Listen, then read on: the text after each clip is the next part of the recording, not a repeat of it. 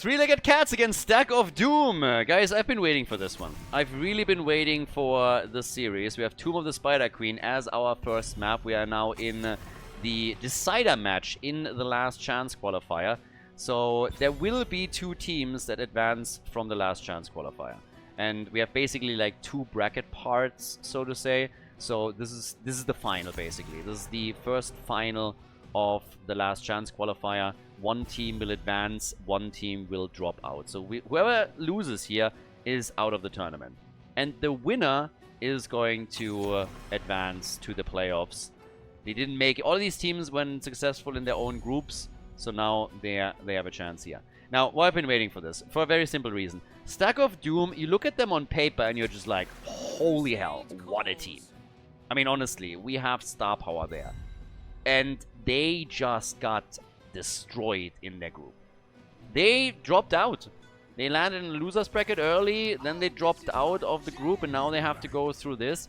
I'm a little bit sad that they didn't have to play their first round match in this last chance group, because they were matched up against Team Ash, and for some reason Team Ash just forfeited their position. So that would have been an amazing series in my eyes. But Stack of Doom got a free win, so they moved on to this final here immediately, and now we're going to see how well they stack up against the three-legged cats.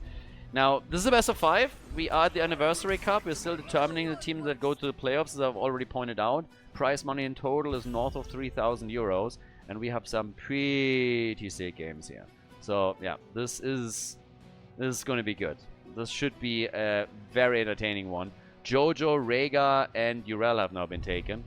They got themselves Cure today to help out a bit. And yeah, that's a really nice asset for them to have, a good sub to have. And well, with Vala ban, Tracer ban, it seems like the cats don't really like auto attackers. They also got rid of Maiev. Chromie got banned out, so they're trying to get rid of some of Nano's favorites. But I cannot wait to see what's going on there. Because on paper, you look at Stack of Doom and you're like, wow. And then they played, and it was like, wow, everybody is dropping you guys. Now, the cats have been playing pretty decently. They've always been a team, you know, that just nibble on the edges of getting into top 3. They've taken 4th place a couple of times, but they are not really the team that wins the tournament. But they have continuously improved, and they've always been, you know, there, like causing some upset, making some cool plays, picking some cool heroes too. So right now, the big question is just simply what can you do against the Stack of Doom. We got Muradin and we got Gul'dan. And over on the right side, for the red team, now the big question, of course, what our damage dealers are going to be, what Ultralis is going to pick, for example. Now, Außenseiter, he's someone that played a lot of the heroes that were banned against them already, but Vala build with arrows, by the way, played by him a few times too. House of Doom comes to mind. But here comes Genji, which he's known for, and we get Jaina. And that leaves us with Dracula. Last but not least, we already got a mage on the side of the cats. They, by the way, were able to get themselves Lucio, which is another hero that oftentimes gets banned out against them. But now the chance for Drag here to get some good damage in, to move that out, and we're off to game number 1. This should be a banger. This series should really be a banger. So, here comes Sylvanas. And with that, ladies and gentlemen, we're ready for our first map. Tomb of the Spider Queen. We got the cats going up against the Stack of Doom. Game number 1. The cats in blue on the left with Dracula on Sylvanas. We got Captain Rex on Lucio. Twice is playing Muradin. Nano on Gul'dan, and then Hirath on Blaze. Over on the right side of the map, the Stack of Doom with Darkmok on Johanna. Alright, he's going main tank for us now. We got Außenseiter on Genji, Linked on Rhaegar, Ultralisk is playing Jaina, and we get Cure on Urel. So, it's party time. Now, as is, we're looking at here. Fellflame build. Okay, Fellflame build for Gul'dan. So we get him with all the AoE here. A couple of thumbs ups already as the team out in the middle. Nice! That was actually a really cool play already by Stack of Doom. And they get the kill. They lose Jaina in the process. So it is the mages dying out quickly both of them gone, but I like the early aggression here from the two teams. Immediately setting up some plays on all of this. So, very, very cool. Now, with this, we have down at the bottom of the map, Cure currently handling the side lane. Everybody else is, of course, more interested in the rotation between the middle and the top. And off we go. Oh, this could also be another quick attack, because Twice is already looking for that Stormbolt angle that he's going to get. But yeah, they're still fine. Also, a quick reminder, guys, if you want to support the esports scene in Heroes of the Storm, if you're interested to have us host more events in the future. We just had the Underdog Cup, even trying to boost the grassroots scene a little bit and getting the amateur teams more involved. If you want to help with those efforts, then you can support the stream on patreon.com/Khaldor. There are links in the description as well. We've now been hosting like dozens and dozens of tournaments throughout the last couple of years, ever since Blizzard completely abandoned the esports aspects of the game. So if you're interested to keep this alive and save HOTS, then this is the best way to support this. Big shout out to everybody that already does. All of those tournaments that we have had in the past, a lot of this would not have been possible without you. So thanks to all the supporters on Patreon. If you watch this on YouTube, there's a link in the description that you can check out. And again, if you want to support this, support is always welcome. So thanks in advance to everybody that is considering it. Ultralisk at the bottom of the map with Jaina is now starting to move towards the middle, I suppose. We have Cure with level 4 also popping in the hand of Freedom. Yep, it's still an American goat. The URL play right there. I mean, this case is actually true. I mean, Cure is playing cross-server, so in case that people were not familiar with this, Cure is obviously playing from NA, so he has a bit of a ping disadvantage that he needs to play around with, which is working alright for him, as you can obviously tell. But still something to absolutely point out here. Now, the one player that he's, by the way, replacing is X-Ray. That's also the reason why we now have a shift in the main tank. So we currently have Dark Mok on Johanna. X-Ray not being here, he's been playing a lot of main tanks for them. So Cure is swapping in for X-Ray right now as they're trying to get into the playoffs. And, well, so far, it's actually causing some fireworks here. Cure is already back to business with this Urel on the side lane. Jet propulsion, nice. The Iron Skin of Jojo handling it. Cure right at the line there. Gets the heal from Link in the last second possible and makes it out, survives. So, well for him. At this point, we have still level 7 talents coming up. That's going to be the next step for the two teams here. And of course, a couple gems were already delivered, mainly from, actually only from the blue team. 34 have been put to the turning point, and Nano is delivering another 5. This is actually one of the things that I really like about quite a few teams when they're diligent about putting those gems away and not risking anything. It's not even about getting the first objective, it's just you want to make sure that in those team fights you don't all of a sudden lose your ticket back into the game if you are on the receiving end of a beating in the battle. But currently they turned in 39. The red team is starting to do the same thing now. Level 7 talents on both sides. Lucio, of course, helping with a lot of the rotations here as well, as they're just zipping around as best as they can. Okay, Cure holding 20 gems right now. That's quite a lot. Drag here. And he delivered. 47. They need 3 more, and they're gonna have the first objective of the game. They're trying with Twice. Außenseiter is taking some damage. Nano is holding 3. Blaze at the bottom also interrupted again as Ultralisk is just moving in to help the rest of the team out. But I think they're going to let this one go because they have to retreat, have to pop the fountain, cool down, and Twice is able to get the Web Weavers for the Cats. This is going to be a pretty close one. At least that's what we would expect. And already the aggression from the Stack of Doom as they're trying to take a hero out before everybody is getting ready for the defense here. So as it stands, we now have Gul'dan sitting in the middle of the map, trying to use the Fell Flame AoE to work these walls down pretty quickly, together with the Web Weavers. And if they can, of course, get any structural damage done on ports, that would be even better. So the first objective of the game, quest is now completed for Gul'dan. And Blaze still dealing with Irel at the bottom of the map. Genji is defending solo topside, which puts only 3 defenders into the middle. as they are pushing for this. But they've done pretty okay here. So there is damage. Sylvanas obviously guarantees that you can get even more out of your push, but they gotta retreat after all. They got some damage in on the fort, but just not enough. Top side, same thing by the way. Couple of hit points on the forts are missing. Down here, same. All the walls have been destroyed. So I would still count that as a successful push. Would have probably liked to have a bit more damage done here. Nobody has been killed yet either. I mean, we've seen a kill on each side, but nobody like in the last couple of minutes when we had the fight coming through. The question is just simply who gets the next turn in. Technically, the Cats might be able to get 2 turn-ins in a row. They already have another 48 gems. So they're 7 short of getting enough for where we were wave number 2. But we also have Stack of Doom still holding plenty. And if they can turn in, then hey, even better. Both teams hit level 10 just at the same time. Außenseiter with Dragon Blade as his level 10 ability for Genji. Water Elemental for Jaina.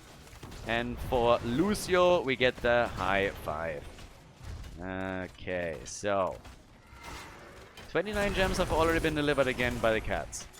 And now the question of what exactly they could do right now with that next push. Can they get a kill, get their Web Weaver wave, and then go for it? Would be fantastic for the Cats, but the Stack of Doom, obviously, would really like to prevent that from happening. They still hold 33 gems with Cure alone, so as long as they're keeping an eye on Urel, they will be able to prevent a lot of gems being delivered. It's not going to be enough to prevent the turn-in from happening, but that's definitely a hero that you should try to apply more pressure to as the game continues, and then hope to eventually get a kill and take the gems away. Oh, talk about trying to get a kill. Nano, low, but still alive. Made it out of the fight. Twice, has to pop Avatar. Stormbolt connects, and the Ancestral is there. Even the Wailing Arrow from Sylvanas came in as they were hoping to get a quick kill on Darkmog, but he is still alive. Yeah, Darkmog, all of a sudden, look at this. Darkmog was always the melee assassin where everybody said, like, this guy is so insane with his plays and so completely crazy that nobody can keep him alive.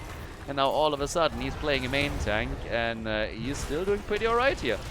Playing well around the cooldown, staying alive, and every single attempt so far to go for him and take him down has been thwarted. 22,000 damage from Genji. Cooldown is a bit higher with the 27k that he brings in. But right now, Cure still trying for the turn-in. Sylvanas at the top needs to be met with at least some resistance, and that's where Ultralisk comes into play. He also is holding nearly 30 gems now. So that's pretty big. But let's see. Smooth attack is already coming in against... they are consistently pressuring Gul'dan currently. Außenseiter is known for his Genji play. I mean, for the longest time he was pretty much called Genji one-trick pony, and therefore you can expect decent Genji plays from him, and he's been annoying them as best as he could. So we get the red Web Weavers now, meaning that the Stack of Doom is able to get their own chance to take the first fort out. Could maybe try and set that up at the bottom of the map, given that we have... Ooh, and they're gonna get an early level 13 talent, aren't they? It's not a big window, but it's still big enough so that they might be able to use it here. Blue team has to be slightly more defensive for a few seconds. So that's something they can push. They're already moving in with Urel. Cure is coming in, attempting to flank. Twice with Avatar. And there's their own level 13, but they have the Web Weaver right at the doorstep. The fort is going to take damage. Gul'dan is dealing with the middle. Blaze has dealt with the bottom of the map, but up here at the top... Oh, boy! Captain Rex is gone. Murden is dead as well. Außenseiter came in, gets the kill, goes for the triple. That is gems lost, and they get the triple kill. Momentum, and plenty of it. Moving into the mid lane as we speak, but this is exactly what he needed to do. Außenseiter gets the triple kill, coming in for all the resets. And the Stack of Doom with more and more momentum as they take down Blaze in the middle of the map. That's a lot of gems that were just now lost by the Cats. This is rough for them. They lost the first fort of the game, and they lost a fair amount of gems. So, with camp slowly being claimed, the red team has turned in again. They go for turn in number 2 and grab it.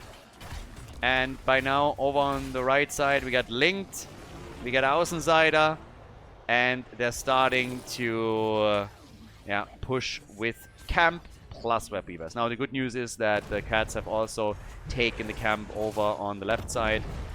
So they were able to grab one, and off we go. Yeah, web weaver at the top though. Somebody has to deal with it, and there's nobody there. They're all centered around the middle. That keep at the top lane might actually take some damage if this continues. I would have expected at least Nano to move there, and it seems like now he does. But that also means that the defense in the middle is of course lacking a proper AoE damage tool. And this could be a problem. Sylvanas is trying to get there.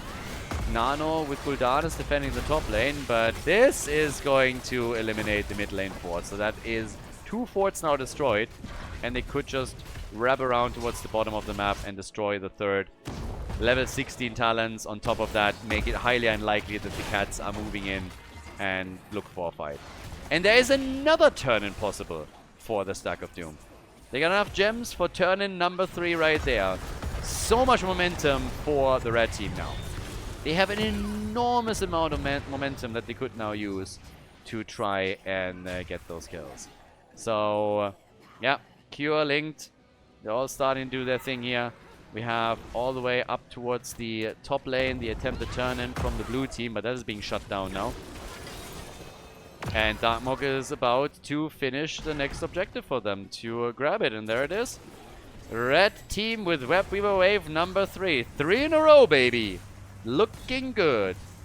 Damage output from Genji, he's second in the game, just after Gul'dan with 36,000, 34,000 for Genji himself. And obviously when it comes to wave clear, nobody's holding a candle to Gul'dan's output. He's just way too strong there. Now, with the top lane pressure, they're hoping for the first keep of the game. Yeah, mainly focusing onto the top lane right now. A little bit of pressure in the middle. And the defense is set up. They are going to throw everything against us. They need Gul'dan. They have their level 16 talent, which is going to be massive. Gul'dan right now also with the damage increase. And Yrel is taken out. Wailing Arrow used by Sylvanas, so they were able to take Yrel out. And instantly the red team is trying to zone them away from the keep. The keep is taking damage though. And they will drop, I mean it will be dropped down to 50% roughly, but still, taking this one on, that was a good defense. And obviously the web weaver down at the bottom of the map isn't going to do anything. Sylvanas was already there. Shuts it down. That last wave didn't do a lot for Stack of Doom. Basically did nothing. So, yeah. This is a bit tough times. All the way up at the top. That's where we now still have the boss obviously on the map. Blaze just double checked real quickly that they're not already setting up on it. Nano gets interrupted as he tries to go for the turn-in. Johanna is just so amazing on this map. She's fantastic on Tomb of the Spider Queen. The interrupt, the wave clear, survivability. Just look there, once again, from a safe distance. They are having a lot... I mean, Darkmog is having a lot of an impact here with her. Genji again in the back line, just taking the hit points out, one after another. As Twice is dealing with Jojo as best as he can. Red team is chasing them hard though, goes for Muradin, and that's gonna be a kill. Muradin is down. Great kill again for the Stack of Doom. It's now 6 kills to 2, and they seem to be moving to the top lane. Not even hiding it. They're just saying, you can try and turn in, but even if you do, it's gonna be a boss defense traded in for a web weaver defense. That's what's happening. And even then, the boss might actually take the top side key. But Gul'dan is now able to turn in 50 gems for Nano. So they're going to grab this one easily. Again, without Muradin, they cannot contest this. The boss will be claimed. And since the top side keep is already at 50% HP, there's a very good shot that even with the defense being set up right away, they lose that keep. They're 15 minutes in, you know what? Maybe they can save it. Maybe they got a shot there. But they have to throw everything against it, and that means that the web weavers that have just been summoned by the cats will easily be defended against. And this is what happens. If you would, this is like a typical play on Tomb of the Spider Queen. you trade a boss defense for a web weaver defense. Nothing really too crazy. As you can see, likely they will be able to save the keep, but it is taking some significant damage here. So, yeah. It's low, but therefore still no fort lost on the other side. So, right now, we have level 20 talents available for the Stack of Doom, giving them an even bigger advantage. They don't have the gems yet for another turn in. But now Genji turns into a dragon. Actually, it's not quite true. The dragon turns into Genji now. That sucks. The dragon becomes me. I never really thought about it. If I am a dragon, I'm annoyed. Think about it. Like, you're like an amazing dragon. You're glorious. You're at the top of the food chain. And then all of a sudden, zip! And you're Genji? No, thank you. Like, what? Whichever dragon turns into Genji in that little exchange, I would be annoyed. I think the... well, Chromie doesn't count. She's a fake dragon. But, yeah. That kind of sucks. I'm sorry. We got the Bubble Hearth, by the way. Alright. Did not see that coming. Bubble Hearth is in the house. And Cure, bubble it up, baby. I'm ready for it. Rhaegar, obviously, with the Farseer's Blessing. I know you're shocked. But hey, it's just too damn good, isn't it?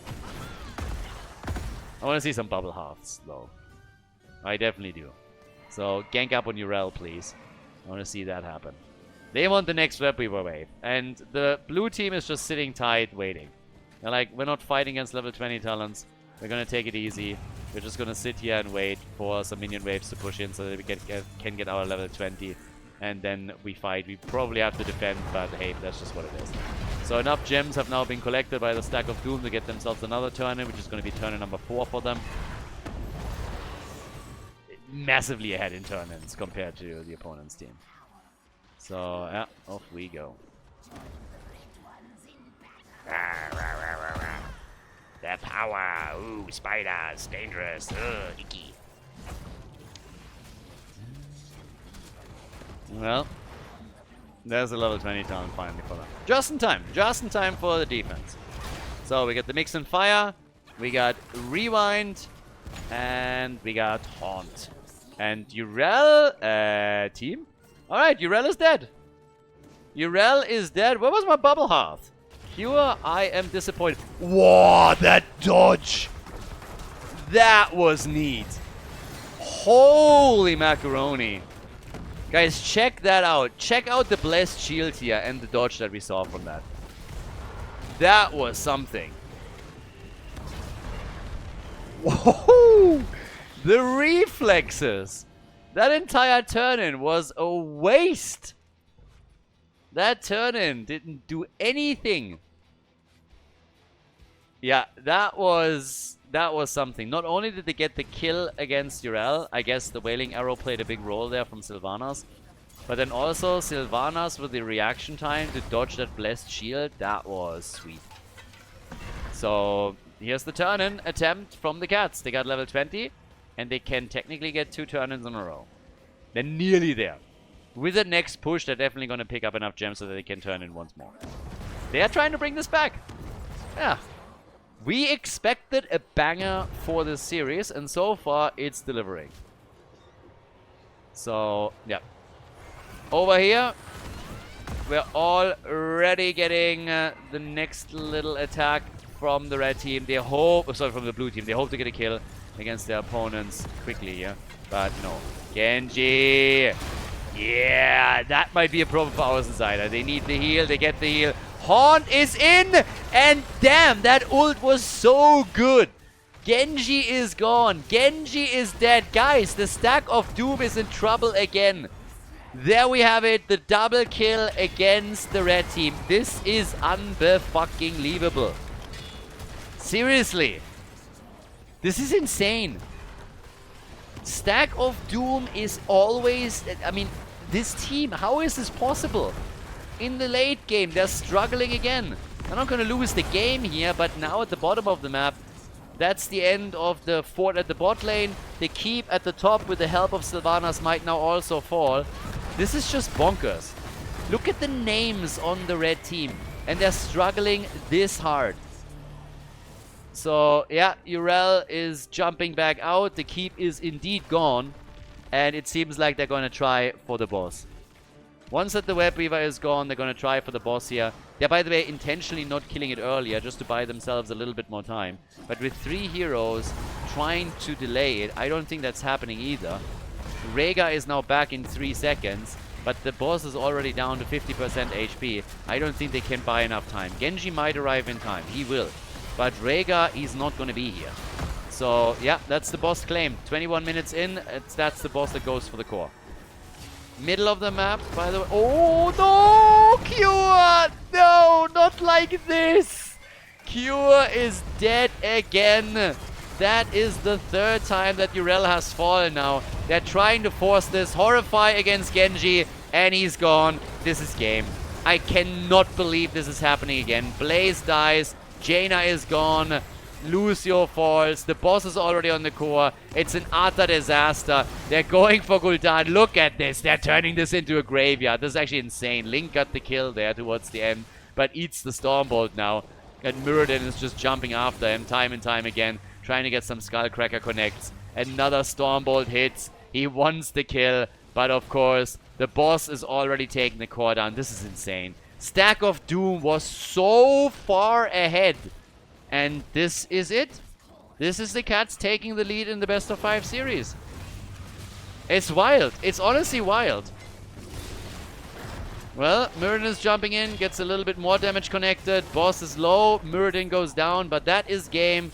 3-legged Cats, they take it on Tomb of the Spider Queen. Before we head into game number 2, make sure that you subscribe to the channel if you haven't done it yet so you don't miss out on any future content here on Khaldor TV. Game number 2. Guys, I'm gonna be honest. I don't know what's wrong with Stack of Doom, but at this point, it's starting to become a little bit ridiculous. The Cats aren't bad. I'm not trying to, like, smack talk the Cats here and be like, haha, look at this, Stack of Doom lost against a horrible team. That's absolutely not what's happening here. The Cats are strong, and we know that. I've talked about this in the first draft already. But what just blows my mind is that Stack of Doom was massively ahead, and then in the late game, again lost it. And we had this situation over and over already in their group. So now that we're in the last chance qualifier, there is no losers bracket anymore. If you lose here, you are out. The team that advances goes to the playoffs, and the team that loses is out of the tournament. And I'm happy for either one of these teams to advance. I just cannot believe that the team in red is struggling this much. Maybe I didn't necessarily expect them to come out swinging in their group, you know, and absolutely dominate and just like 3-0 every single team. But this is starting to get a little bit ridiculous. Now, they're playing with Cure today too, who's obviously also an asset. Now, there is obviously the disadvantage that them playing with X-Ray, now having to sub Cure in, means that they're not really in a position, you know, where they play with the same team that they played most of their scrims with, their training matches. So there's that, but there's something not right here. Is it communication? Is it just like them not vibing properly? Whatever it is starting to take a toll. Now, they've only lost the map. They can still easily win this. Well, not easily, but they can still win this. But there's pressure on them right now, and I think at some point it probably screws with your head too. Now we got Q and Dehaka now. Seems like he's playing the side lane again. Darkmog again on the main tank. They can always flip heroes around if there's a chance. But let's see what else they're getting. On the side of the Cats, though, we get Blaze and we get Jojo. So that's a fantastic front line. Shoot and Tried combo. Nothing really to say about this. Lucio gets banned, by the way, so he went through the draft in game number 1, and now immediately the Stack of Doom reacted to it and said, like, okay, we banned Lucio again. They're also focusing Nano again. They're banning Junkrat, they're banning Chromie, but I don't think that Nano is going to run into any issues picking a hero here. The Karrigan ban is also interesting. I mean, we've seen quite a bit of Karrigan from some of the players over on the side of the red team, so... Nano goes for Hanzo, we get Brightwing, and the final 2 picks. Genji is, by the way, still up there. No draft restrictions here. You can pick whatever you want. So, yeah. What is Außenseiter going to take? Are they going to try again with Genji? Is it the brother battle? Tracer is up. She was banned previously. Could be played by either one of them. And they go for Malthael and Gul'dan. So triple front line with Gul'dan and Malthael for Ultralisk. That's an interesting one. Honestly, didn't really expect that. Normally, like when you go for a triple frontline, I didn't really think, hey, triple frontline Gul'dan is going to be a thing for them here. But okay, final pick. Drak here still needs a pick for himself. There's no... Well, there's the Haka as a global. If you wanted to counter, they could go Falstad, I suppose. But they go Mephisto. So they're very likely going to swap over some of the heroes. Guys, it's map number 2. We're going to Infernal Shrines. And this is a little bit of a moment of truth thing, I'd say. So, the cats against Stack of Doom. The moment of truth. Map number 2.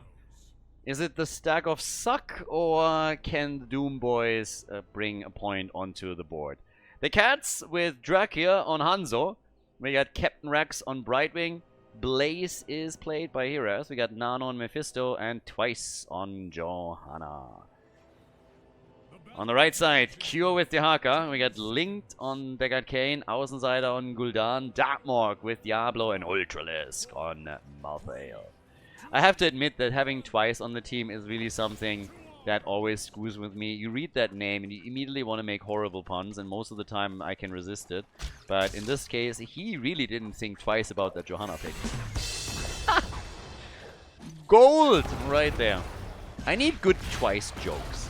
Every single joke about Twice is at the end of the day pretty bad. And it's very situational. If he plays a hero twice, if he dies twice, then you can always like make, you know, the appropriate dad joke. But we need some decent Twice jokes that you can bring in every now and then. I'm just not quite sure if they actually exist, but yeah. Now, anyways. For now, we have the typical skirmish in the middle. The Haka's already moved towards the top.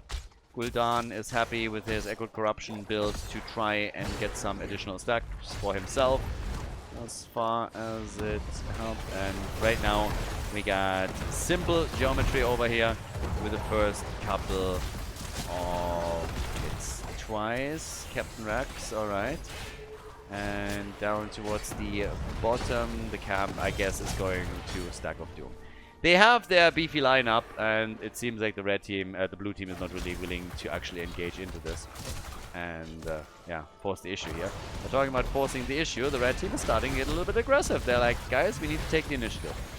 We need to be the ones to really chase them, to make the play, set the agenda, and not just react to what the opponent is throwing at us. So they are trying to invade the camp now as well. They've been doing pretty okay here, but they haven't been able to take the camp. Now, annoying your opponent and making a few moves there is already half the battle, I'd say. But, yep, at this point in time, obviously, they would love to also get a kill or two and maybe steal a camp away. But they have taken now 2 camps, and the opponent hasn't locked in a single one. So that's success in and of itself. Still having my eye on Malthael a little bit. Ultralisk. Very likely with last rights again, by the way. And we now have Unstable Anomaly and the Greater Polymorph for Brightwing. As all the way topside, Hero is now rotating towards the middle, trying to help out here. Now, we still have on the Haka, Hero Stalker, didn't go for any Gambit stuff, and now it got the Tissue Regeneration, and the first Shrine is activating. With one team running a global, you could try and get the early level 7 talent for them, have a bit of a lead. Just get that advantage early on. But also, of course, we are still looking at Außenseiter, Link getting their camp, the blue team getting their camp. Everybody's just trying to get the Shamans onto route. The Haka is at the bottom of the map, so he's not dealing with the camp at the top lane, but instead is trying to get the experience at the bot lane. And the objective is already up for grabs, so both of the teams are starting to work towards it. Nice stun lock on Ultralisk. He's still alive, they kept him in play. Good for him. Oh, great lick against Blaze, and he's not out of this yet. Blaze is trying to get out, finally gets the heal. Deckard Cain is a little bit low, Mephisto really reigning supreme here, but now Nano is being chased heavily and might actually die. Gets out and also got a globe. Jet propulsion, wall stun, and again Nano looking for the kill. can't take Diablo out. He was so low himself, it just didn't work out for him. And now we have level 7 talents for the Stack of Doom. So they have that lead, and it's actually a pretty big one. They have a really nice experience lead. This might be something that the cats just have to give up. They're poking, they're trying to slow this down, they're dealing with the camp at the top and get the added XP. But is a chance that they're not making the re-engage happen.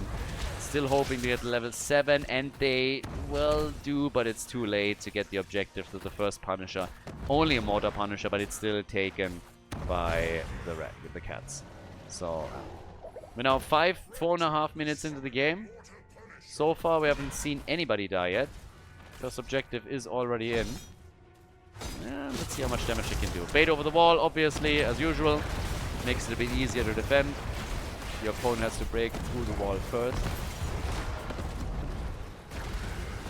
Jojo, a little bit in trouble here, but they're actually doing more damage here than I expected. And well, that is not how you want to die. That is definitely not how you want to die. So Johanna is going down to the Punisher. It would be a shame if somebody clipped that. Oh wait, oops, what happened here? Somebody did. So yeah, John Cena wants a piece of the action. Twice thought he had it, and well, the Punisher very quickly showed him that that's actually not the case. So by now, if I'm not mistaken, yep, we have a single camp that was taken by the blue team. One camp. One single camp. So yeah, that is interesting development, because a lot of the experience lead that we're now getting for the Stack of Doom is actually based in their ability to get all of the mercenary camps. They've taken the triple rotation at the bottom multiple times. Taking structures now as well. They get the passive increase soon if they're able to take the fort out in the middle. And they already have a lead with level 10 abilities. And that allows them to take the camp away again. So for the cats, this is actually a massive problem now. They need level 10, and at some point they need to really make some plays here. Because currently, this is the red team's show. Good for the Stack of Doom. We talked the entire time about how they have to step it up a little bit. And that's exactly what they're now trying to do here. So 1 kill against 0. It's all that we got so far in the game. And down at the bottom of the map, yeah, they're still dealing with a little bit more minion pressure. I want the experience, they get it. There's the level 10 abilities now on both sides finally. Is that going to be enough for them? We get the Dorans of Hate. Arrow! Oh boy. Ooh! That one is going straight to China. Yeah, that's definitely going to hit the Chinese. Maybe the Koreans, if it's drifting off slightly. But that didn't connect with anything. Would have been a nice setup though. If they get that as a setup and then Blessed Shield in, bam, Endurance of Fate, Jet Propulsion's done, all of a sudden we're talking. But the cat's not able to get a kill yet. Next objective should be up soonish. Hirath even bunkering up? Huh. Alright. And there's the shrine. So with the bunker being used just now, this means no bunker for the shrine battle. Arrow will be back. Bunker won't be. Top right, Ultralisk gets the next camp, and yep, now this is where things are going to start to get quite interesting, because I think Stack of Doom is going to get a level 13 advantage for this. They have a global... Oh boy, yeah, now they're getting a kill on Blaze. This is actually starting to get really, really nasty. Because at level 13, you have a 5 versus 4. That's another objective that as the blue team, you will essentially have to give up. I do not see... Like, I honestly don't even understand why they're here right now. Mephisto is at the top, so they're trying to slow it down, I guess. But you're still not going to get anything out of it. Ancient Blessings is in. We get the inevitable end. Yeah, now Mephisto at the top is defending, but still.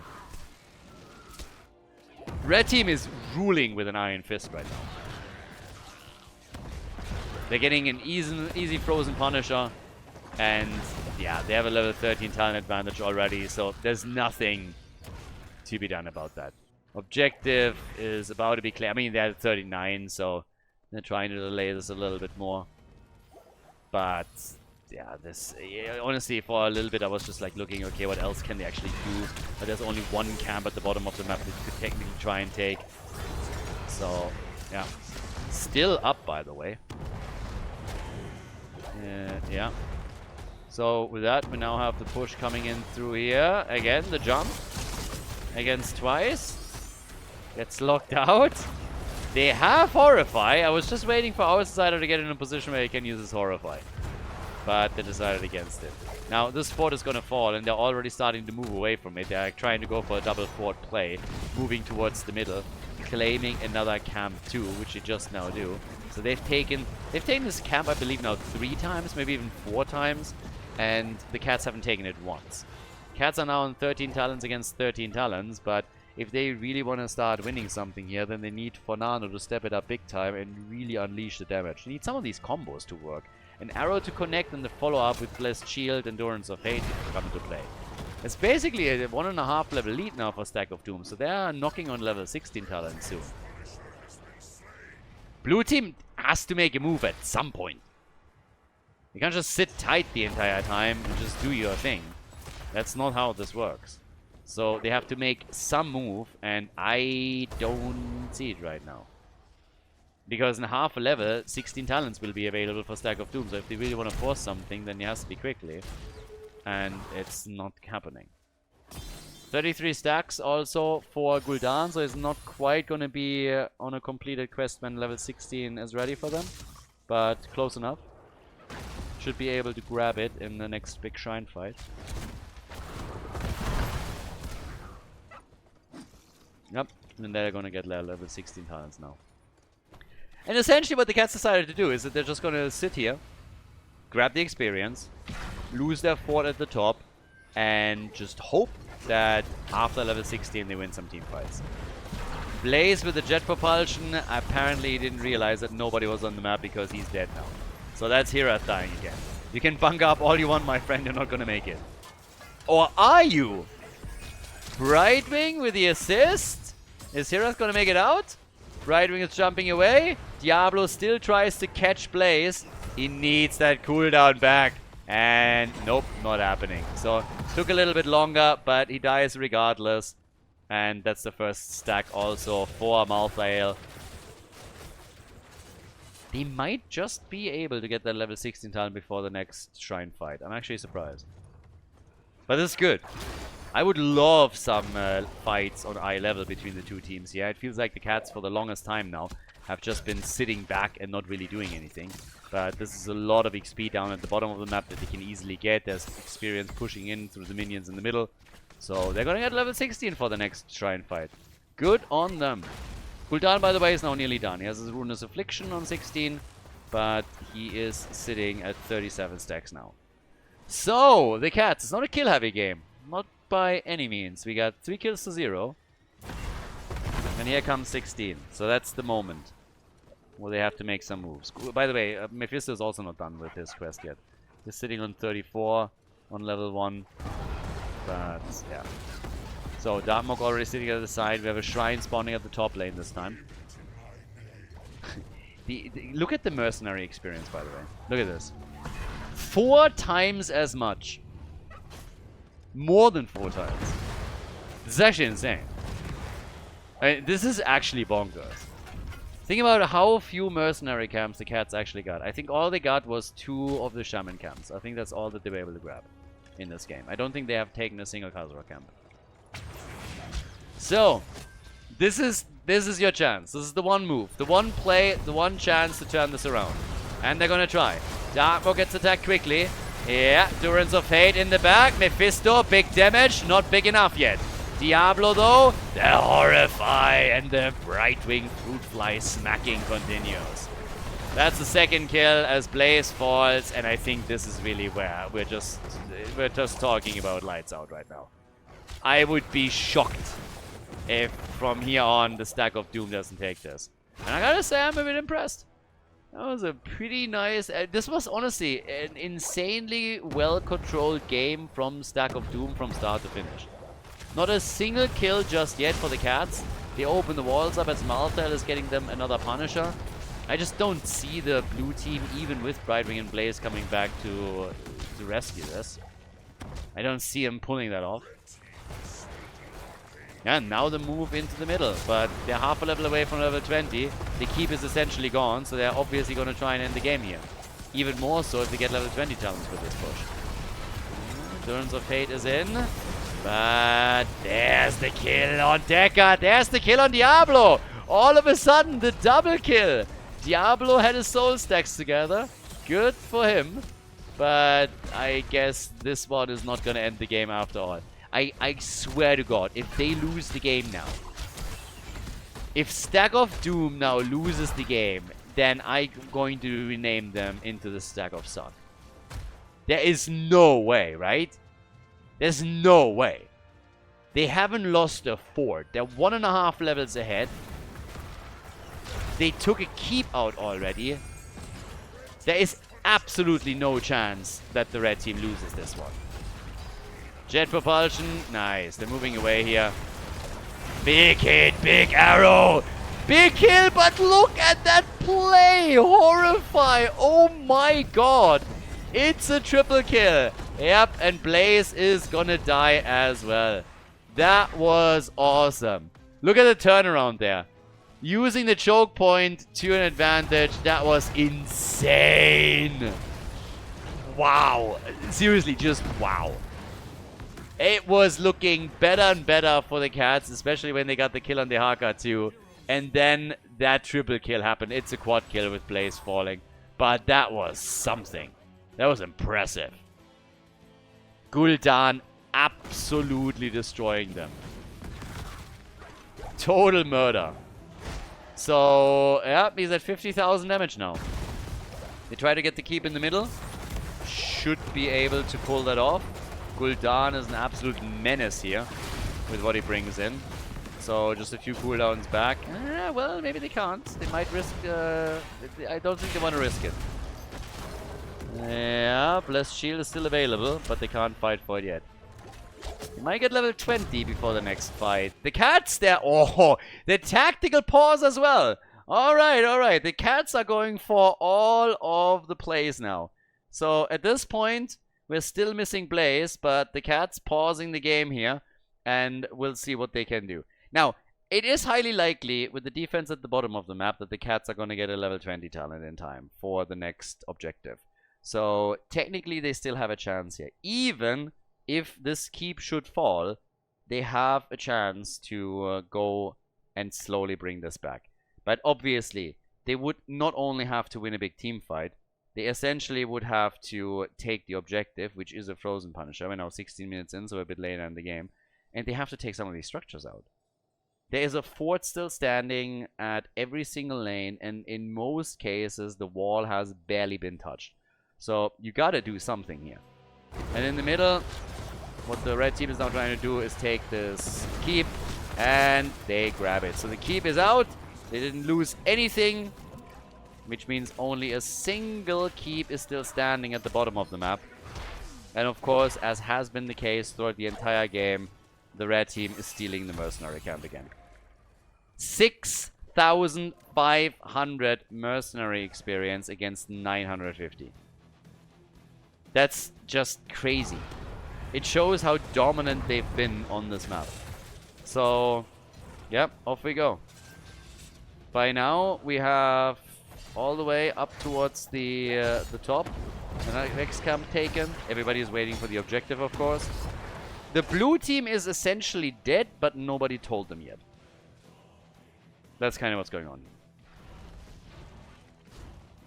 It would be amazing if they all of a sudden unleash an absolute incredible stun combo and win the fight here, but the catapult pressure alone is going to be annoying at the top lane. Again, they haven't taken forts out, so you don't even have any counter pressure whatsoever. Shrine is activating soon. Nano is the only one that can theoretically do something here. They need to take some of these catapults out, though. And he's currently trying to do that, I guess, but the Haka is now pushing in. Shrine is activating. They need a quick and good fight. Yeah.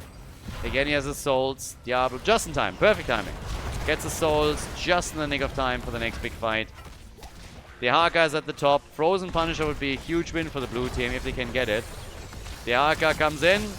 There's a camp at the top now, and the catapults. It's going to be bad news for the blue team score. As I said, they need kills, they need them quickly, and currently Gul'dan is just taking them out with the damage over time. Brightwing is low. Jet propulsion, maybe now. Great damage. Diablo goes down. The problem is he'll be back. Blaze won't be. If they can kill Gul'dan, and they can, maybe they got a chance here. Nano is low though. Gets a heal, still tries to escape, but that's Brightwing gone, that's Gul'dan gone, and well, while they are still fighting for the Frozen Punisher, this is also happening. Core is getting attacked too, the fight is focusing on Twice, he's falling, they go for Hanzo, and well, that's gonna be all she wrote.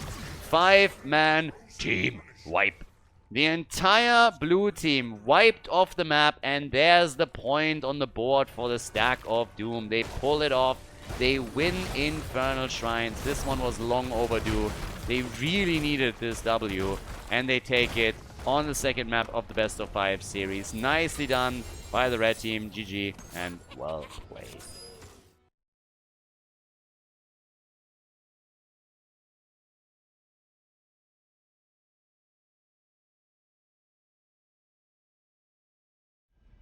Game number 3!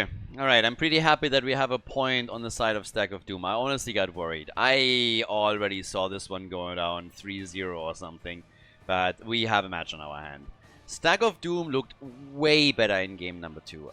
They essentially dominated this from start to finish. And I'm here for it. So, don't count the cats out. But at least now they have an opponent. Because previously it just looked that they had a new toy to play with. And now they actually have to, you know, do something here. So, let's have a look. We got the bands. Essentially the same that we already had previously. They're going down the same path here. Nano gets targeted. Vala gets targeted. And Maiev. Don't want to have Ultralisk come in and help out here. I like, by the way, that we have Battlefield. I really think that Battlefield was a little bit underplayed in the group stage. Don't think we have seen it as much as we usually do, which is a bit of a shame. But, yep, so now Battlefield of Eternity is going to come up as our third map to see which team takes the lead here. And, wow! Thrall first pick, even. Okay. Please be Crash Lightning. I'm a sucker for Crash Lightning, but I don't think it's going to be happening here. Because Crash Lightning is usually a reactionary pick to your opponent going for a triple front line. Or just like generally something where you can stack easily, or of course you deciding that you want to play a triple front line yourself and then mix Thrall in the 4-man instead of sending him to the side lane. Hanzo and Muradin, the first choices here. I would love Crash Lightning. I like stacking talents that scale into the late game well.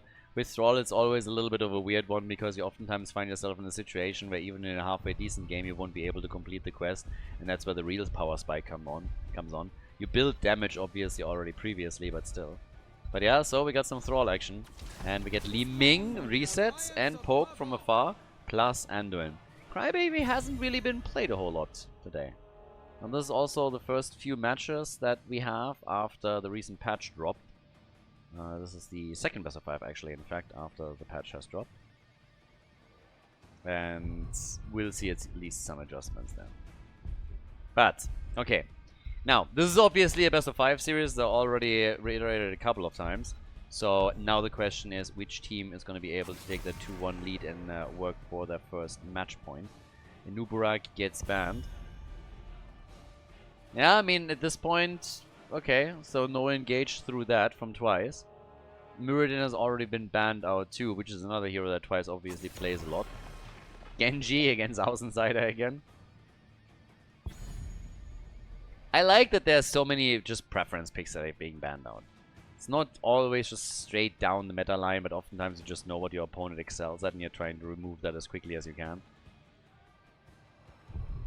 Genji would, of course, technically also been a potential pick for the Cats, considering that they already have Li Ming. That would be the old school reset combo plus light bomb through Genji being used through the Anduin Genji combo. Urel and Rhaegar. So Cure is back on his Urel. Are we gonna get Bubble Hearth again? I think he used it once. just in front of the keep. That was the only time that we got it on Tomb of the Spider Queen. He had a tough time on URL. Really tough time. Now, again, always with the caveat that he's playing cross-server. But here comes Varian and ETC. Alright, Varian and ETC. ETC, of course, got a lot of love in the last few patches, so definitely a hero to watch out for a bit. And by the way, this is also making this a triple frontline. So, all of a sudden, Thrall, a potential player in the 4-man with Trash Lightning if they really feel that they need some extra damage through him. But we still need one more hero for the stack of Doom as we head for game number 3, and it is Medivh. Nice. Alright, this one's gonna be good. A lot of portal controls though. So let's see what they can actually do with Medivh. Ladies and gentlemen, Battlefield of Eternity. The third map. On the left, we have Nano on Li Ming for the Cats. Heroes is playing ETC. We got Drakia on Thrall. Moving into the 4-man, by the way. And twice with Varian plus Captain Rex on Anduin. Interestingly enough, it's Varian that is going to be sitting at the top lane, at least for now. They're going for a 2-3 split, actually, at this point. Now on the right side, Ultralisk with Hanzo. We got Q on Urel. Außenseiter is the Medivh player for the team. We got Darkmook on Muradin and Linked on Rhaegar. Yeah, there's Trash Lightning, by the way.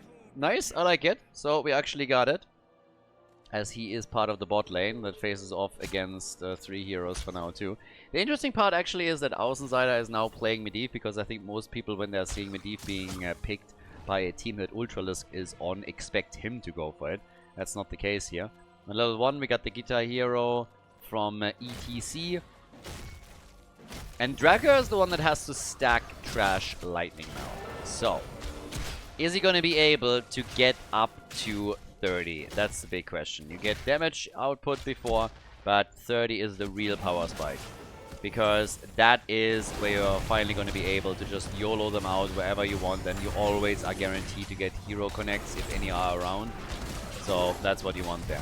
Talking about what you want, they want kills and they get them. Stack of Doom taking ETC down, and Anduin, wow! Anduin just barely is able to get out of the fight. Close call for the Crybaby. 2 stacks for Thrall. And topside, they're actually doing a little bit of work here.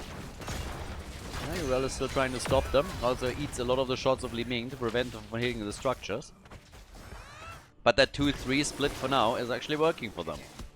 Now, down at the bottom. This also makes it a little bit awkward for Medivh, honestly. It's like one of the reasons why this is working so well for them. Just ignoring for a moment the fact that they just lost the hero. And Kiraz, carefully. He dies again, doesn't he? Of course he does. Move. That's 2 kills against ETC. I mean, reports are already being prepared. 6 stacks for Medivh, 4 for Thrall, but ETC dying 2 times already. 2 minutes. He died once a minute right now, individually. That is not a good look. That's not where you want to be with this. So, yeah, he needs to step it up a bit. And of course, that's also some nice extra experience for the red team. That's exactly what they want after losing the first map. Yeah, they can poke this a bit, but there's 3 heroes around now. Highly unlikely they're going to win this one. But now that gives us, of course, our big play from Varian with Taunt. This is where the real party begins. Full-on stack quests for Thrall on level 4 and on level 1. And yeah, now with the Immortal coming up, one of the problems is still that big experience advantage for the Stack of Doom. It's not... I mean, it's a little bit unlikely that they're going to get level 7 with this play. But if it happens, it would give them a mad advantage for potentially the second phase of the Immortal battle. Depending on how quickly the teams are committing to it and how drawn out it is here. Now, Immortals are already up. ETC on level 4 went straight for Crowd Surfer. Yeah, and down at the bottom of the map, Hanzo is just doing what Hanzo does. Ultralisk is trying to take down as many of the hit points of the Immortal as he possibly can here. The team is already moving in, attempting to speed this up a bit, and the halftime show victory goes to the Stack of Doom. So, can they do even more with this? So far the game is going well for them. They got 2 kills, they had an experience, And now they have an opportunity to get the first Immortal. And while this little play is coming out, we have at the top even more damage done by the Shaman camps. That's another point of good news for them. Won't do a whole lot, will be taken out by the towers eventually, but that's some initial damage on that wall at least.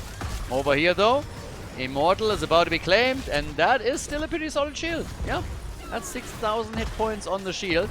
As Urel jumps in, they're trying again to go for ETC. Nah, but this time Hero actually makes sense. Oh, Varian? Father and son united. And Anduin is guaranteeing that Varian survives here. Yeah, alright, so. Good for them, but the question still remains, how much can the Immortal do at the bottom of the map? Probably not really too much. The wall obviously is going to go down, but outside of that, I don't see them having that big of an impact. Quest very early completed for Thrall. Nicely done. Drakia is able to fully grab the Frostwolf pack here, just after the first Immortal fight. He's still poking around to attempt and get some stacks together for his level 1. That hasn't worked out quite as well yet. Now we have, in addition to that, also Ancestral Wrath, which obviously works also like a little nuke. And Calamity for Li Ming. The damage output, Thrall is the top dog on the blue team. 8,000, 9,000 damage, 13,000 for Hanzo on the other side. But yeah, Thrall just needs to start stacking this even further. And he's going to be trying to.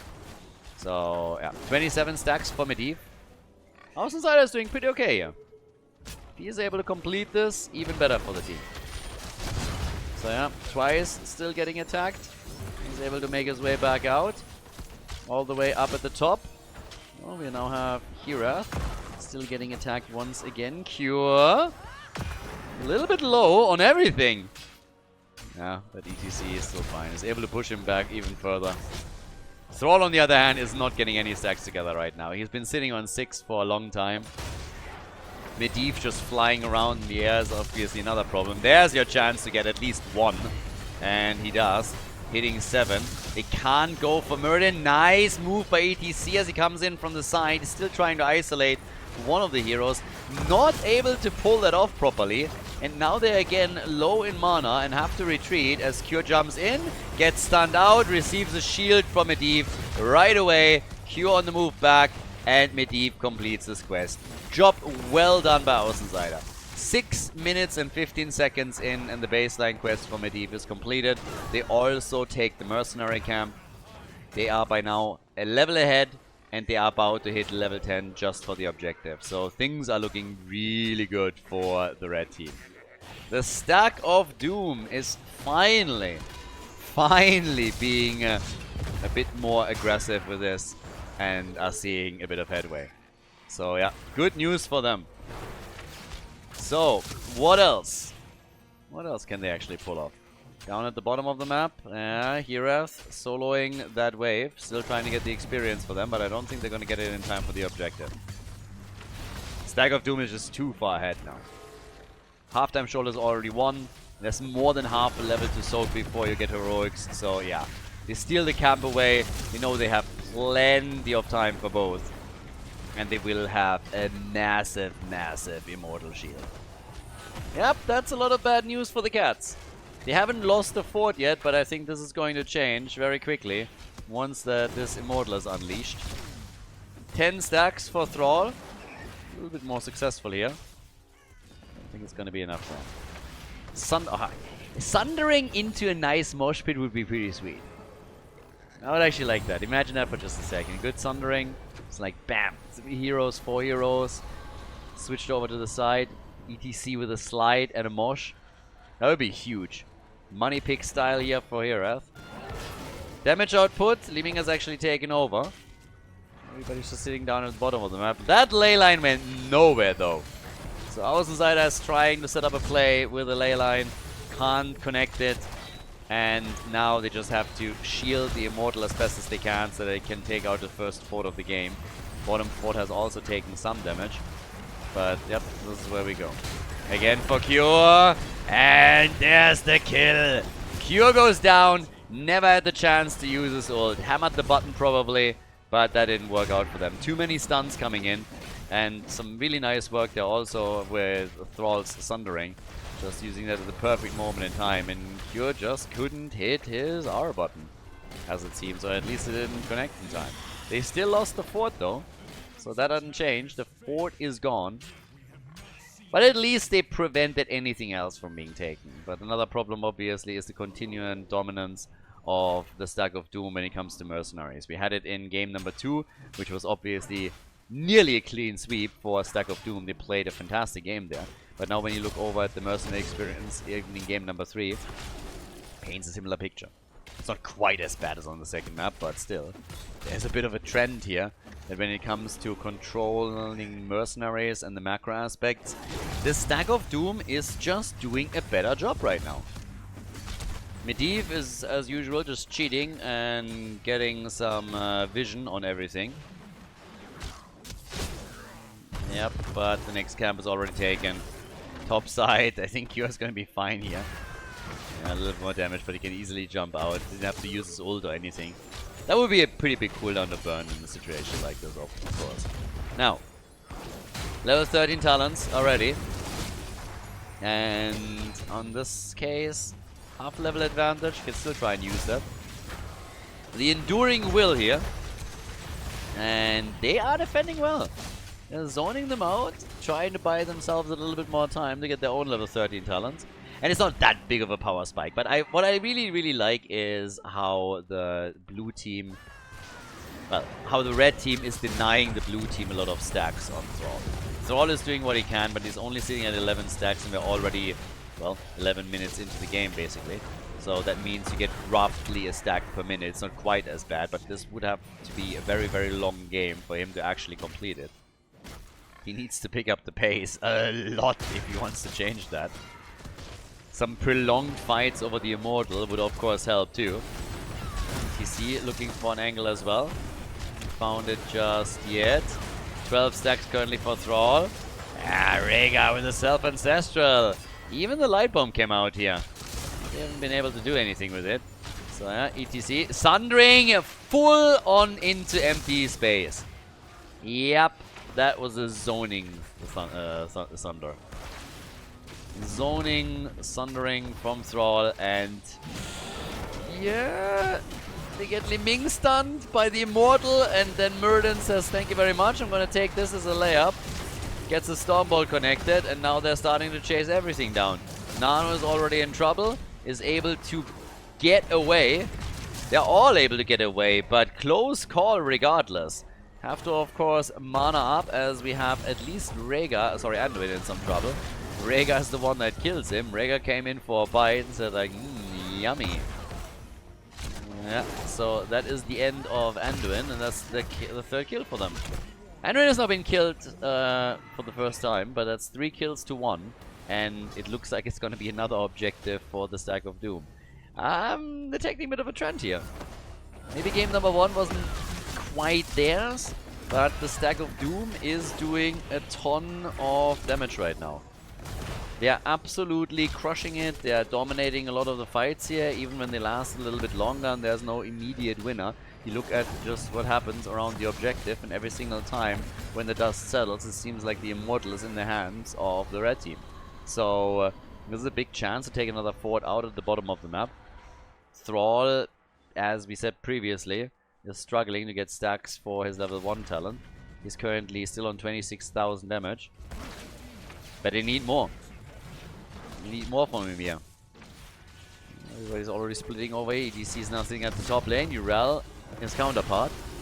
And this is a fort gone with ease. This one was already low. So, level 16 talents. Any second now for Stack of Doom. Medivh just providing vision again. I gotta say, this is starting to become a problem for the Cats. They won game number 1, it looked good. Then on game number 2, they could absolutely destroy it. And now that we are looking at the third map of the series, they are in some serious trouble once again. They are more than a level behind, and they're already taking damage on their keep. 13 minutes in now. But ETC gets killed. And this means we could see a lot more fall for the blue team, especially with Thrall now eliminated too. That's now 2 heroes down. The keep falls are 100%. Didn't really think how much they could get with this, But it seems like they are willing to even push for the core. Can they take the entire thing down? Maybe a bit doubtful. If they pick up more kills, then yes. But if they could do some damage here, that would of course already be a victory. And yeah, just a little bit of poke would be nice. The shield is nearly gone, but with the blue team's heroes coming back any second now, they're gonna wait, I guess, a moment. 96, 94%, 93. Alright, so they nearly took 10% off. That's something. But it also shows that the cats were just... yeah, the cats are not happy. The cats kind of got doused in water a little bit here. They definitely don't enjoy what's going on at this point. They're just sitting there and they're like, guys, come on. We're better than this. Because so far, they haven't really made any big moves in this game. They got one single kill, that's all they got. Maybe now number 2. Portal, ley line for the save, for the rescue. Sundering is out again. And we already got another arrow from Hanzo earlier too. So, the red team is again giving chase. Should have a portal up on Außenseiter in just a moment that he can utilize in order to get them a bit closer to the opponent. And now that Cure is moving in from the side with Urel, this is likely going to result in at least a few casualties. Twice is starting to drop a little bit low. ETC! And they're just all running back to the safety of the keep. The good news is that at least they made it. 18 stacks now for Drakia's Thrall with Crash Lightning. So he's at 36,000 damage. The numbers are not all that horrible. Medivh, by the way, is at 28k, for example. So he's now second highest damage dealer for the Stack of Doom. Now, it's not too shocking considering that they only have Hanzo as a dedicated range damage dealer. But the entire play around ETC seems to have backfired a bit on the cats. They have only killed... sorry, they lost ETC 3 times. And they've only killed one single hero on the other side. So the setups that they wanted from him haven't so far worked out well. Ancestral, after the ult of Urel had to be used too. I'm a little bit worried about this though. This is catapults and camp that are pushing for towers and potentially for more keep damage. Level 16 talents at least are available for the cats, so they can fight back with that. That gives us a lot of synergy for Thrall, for example, who has now his level 4 and level 16 synergy. Mirror Ball, always a nice tool to have in a fight like this. But yes, Alpha Wolf is ready, is up. Maybe now they can do something. Haven't seen a big mosh pit from ETC yet either. Arrow from Hanzo, trying to shut this down. Keep at the top is taking a little bit of damage, not going to be destroyed, but who is going to be destroyed is ETC. Yep, he's dead again, and I don't think he's going to be the only one here. Mirrodin tried to jump in and was stopped by a wolf. Medivh, yeah, they go for Nano. They take Anduin down first, but then they go for Li Ming.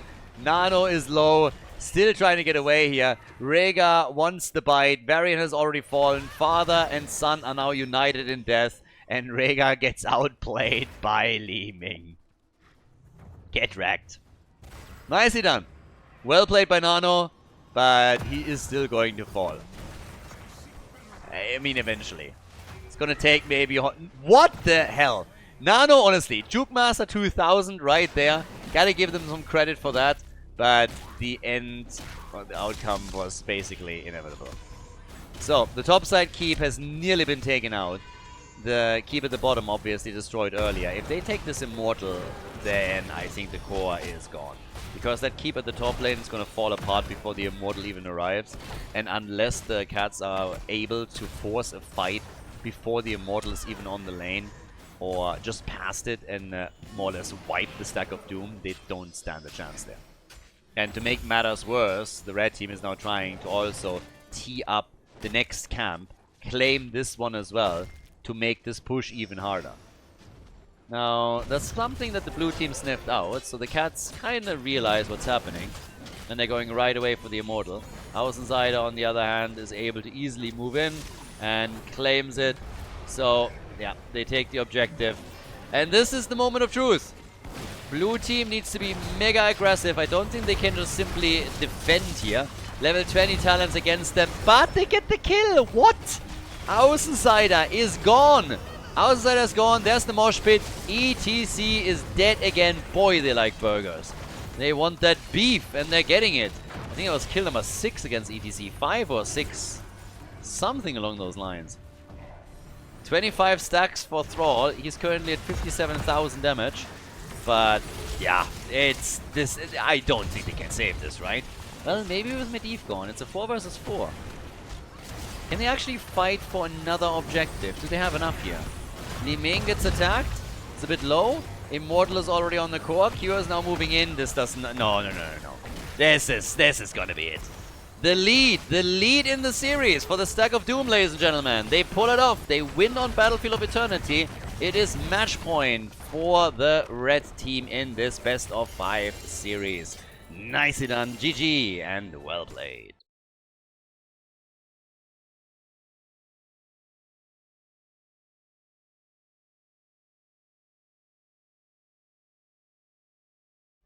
Match point, game number 4. Stack of Doom has the first opportunity to move on to the playoffs, and the Cats would then drop out of the tournament.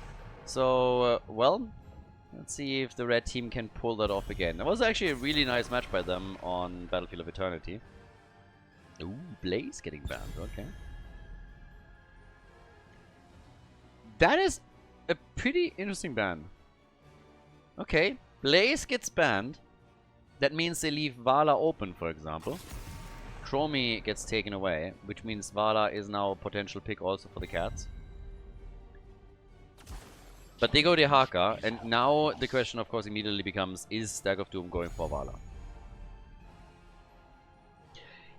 Again, even if she's not being picked right now, you can still see teams going for it later, but the ban pattern has changed a little bit. So, Chromie gets still targeted, they still target Nano, they might ban Junkrat later on too. There's Hanzo, and we get Urel. Okay, so Cure is just jumping with his Urel plays in time and time again. It's him playing cross-server, a decent pick for him. He played obviously a lot of Dehaka too, but Dehaka has already been claimed by the blue team. Muradin for twice, and we got Genji for Drakia. So that also makes Anduin immediately quite attractive with a light bomb combo. But yeah, we're going to Cursed Hollow. So right now, the Cats, they need something here. If they can't win this one, then they are out of the tournament, and Stack of Doom would advance to the playoffs. So let's see how this one is going to play out for... There's the Anduin then. How this one's going to work out for the Cats. Because Stack of Doom, I mean, again, they had real problems in game number 1. We talked about this at length, but after that, they felt like they are like more in sync now. So they did a great job on map number 2, obviously. That one was nearly flawless. A bit of a hiccup towards the end, but that was only short-lived. And then going into game number 3, that was also a really, really nice move. Now, in this case, for the red team, still the question if they're adjusting a bit now that Vala is open. Could, of course, do that. Diablo gets banned. We get a Nubarak and Brightwing on Cursed Hollow. Okay, Fruit Fly plays from Linked. Not sure what to think about that. Fruit Fly, is that going to be the trick? Brightwing with that combo. They got a Poly. That is, of course, quite nice. When Genji, for example, starts to make his move, the more CC you have, the better. So, Brightwing for Linked. And on the blue team side, Sylvanas, as so often, plus Rhaegar. So, Muradin, Dehaka at the front, Genji, Sylvanas for damage, and then we have Rhaegar for the heals. And Sylvanas can obviously also help with any push that they can set up, specifically, obviously, around mercenary camps. But that leaves us on the red team side with Außenseiter. And very quickly the question, what are we going to get from him now? Because they need more damage. Hanzo's not enough. And they go for Imperious. Triple frontline is the idea here. Solo range damage, triple frontline. Guys, that's game number 4. Match point number 1, we're going to Cursed Hollow. Match point number 1, and on the left in blue, we have Hirath on Dehaka, Nano on Genji. Muradin is played by twice. Captain Rex on Rhaegar, going into Feral Heart as his level 1 talent. And we have Drakia on Sylvanas. Over on the right side of the map, we get Urel, again played by Cure. Ultralisk on Hanzo. Linked with Brightwing. It's gonna be interesting. And Darkmog with an Uberak. That's also an interesting one. Seeing Darkmog in the main tank position is still so weird to me. It's kind of funny though. So Darkmog is playing an Uberak. We have Außenseiter on Imperius to round out the triple front line that they have here. And yeah, can they make that work? Darkmog. I mean, maybe a Nubarak works for him because a Nubarak at the end of the day is an engage tank, and if you're playing a side laner, of course, specifically with all the melee assassins that Darkmog has been playing, you want to be the one engaging into a fight oftentimes. He's been playing with Thrall and Thrall flanks a lot, so if he can get that Nubarak flank going and drive the fight with a good Cocoon, that would be, that would actually be something. Now, still very far from anybody taking a lead here. But there is pressure on the blue team. Lots of pressure. Link is already helping out up here. And there's the poly. Yeah, but they're still fine. Still, decent damage. Also threatening this a bit. Muradin is already in. And there's the Storm Bolt. Bam! Straight to the face. Couldn't have hit a nicer guy. Hanzo, yeah. Don't need that. So, down at the bottom of the map, we now have Imperius going up against Nano. And, well, there's the quick lock on Außenseiter and right wing in time. Yes! They saved the day. That is pretty neat. By the way, we already talked a little bit about TV series in one of the other series. One trailer that I've actually seen, which I'm kind of excited for. Außenseiter, hello. A little bit too excited here with that lunch. Is Nobody 2. We get another Nobody film. Nobody was a pretty cool movie. If you haven't seen it yet, I would heavily recommend that you check it out. Pretty good action flick. A little bit different. I kind of liked it. And the second part could be pretty cool too. Feels like this could be a very, very nice series. I mean, it's a fun one. So if you haven't checked it out, really cool action scenes, then yeah. If you haven't seen it yet, I highly recommend that you watch the first one and the trailer for the second one just released. So we'll see. We'll see if they can follow up on the first one's success.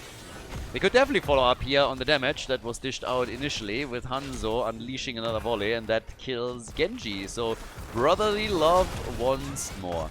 That's the kill right there against Genji.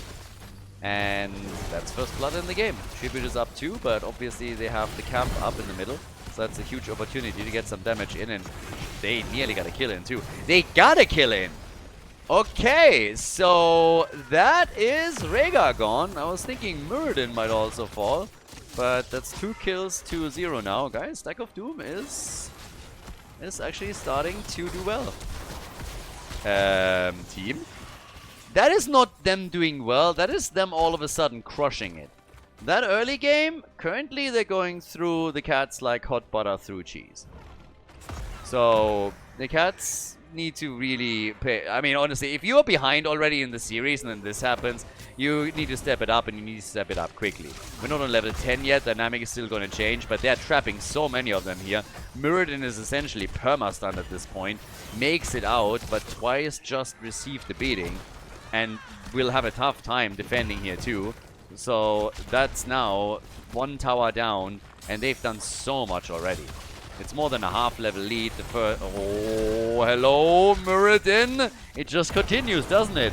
They're flanking in on the Haka, but there's Genji with a kill on Hanzo. Alright, so now the cats are coming in with some nice plays too. The connect from the Haka. The fruit fly is gone. Darkmog somehow made it. Doing all of this, Imperius is still at the bottom of the map, so this was a nice rotation, turning this into a 5 versus 4. But that's exactly what the cats needed. They got a few kills, they can do more damage at the top, and with the help of Sylvanas, they didn't only break through the wall, but they're also attacking the fort directly. Imperius still hoping to sneak in the channel. Nah, that's not happening against the Haka. So they're still both playing for this one. But the experience is now dead even, and both have done structural damage. So more of a match on our hand now than we had a few seconds ago. Uh-oh, Imperius. Bye-bye. And we say bye-bye.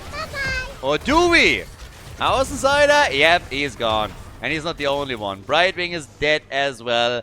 Their cats, apparently they listened to what I said. They're turning it around now. That's a triple kill for them. And in total, we're looking at 5-3. Tribute is taken.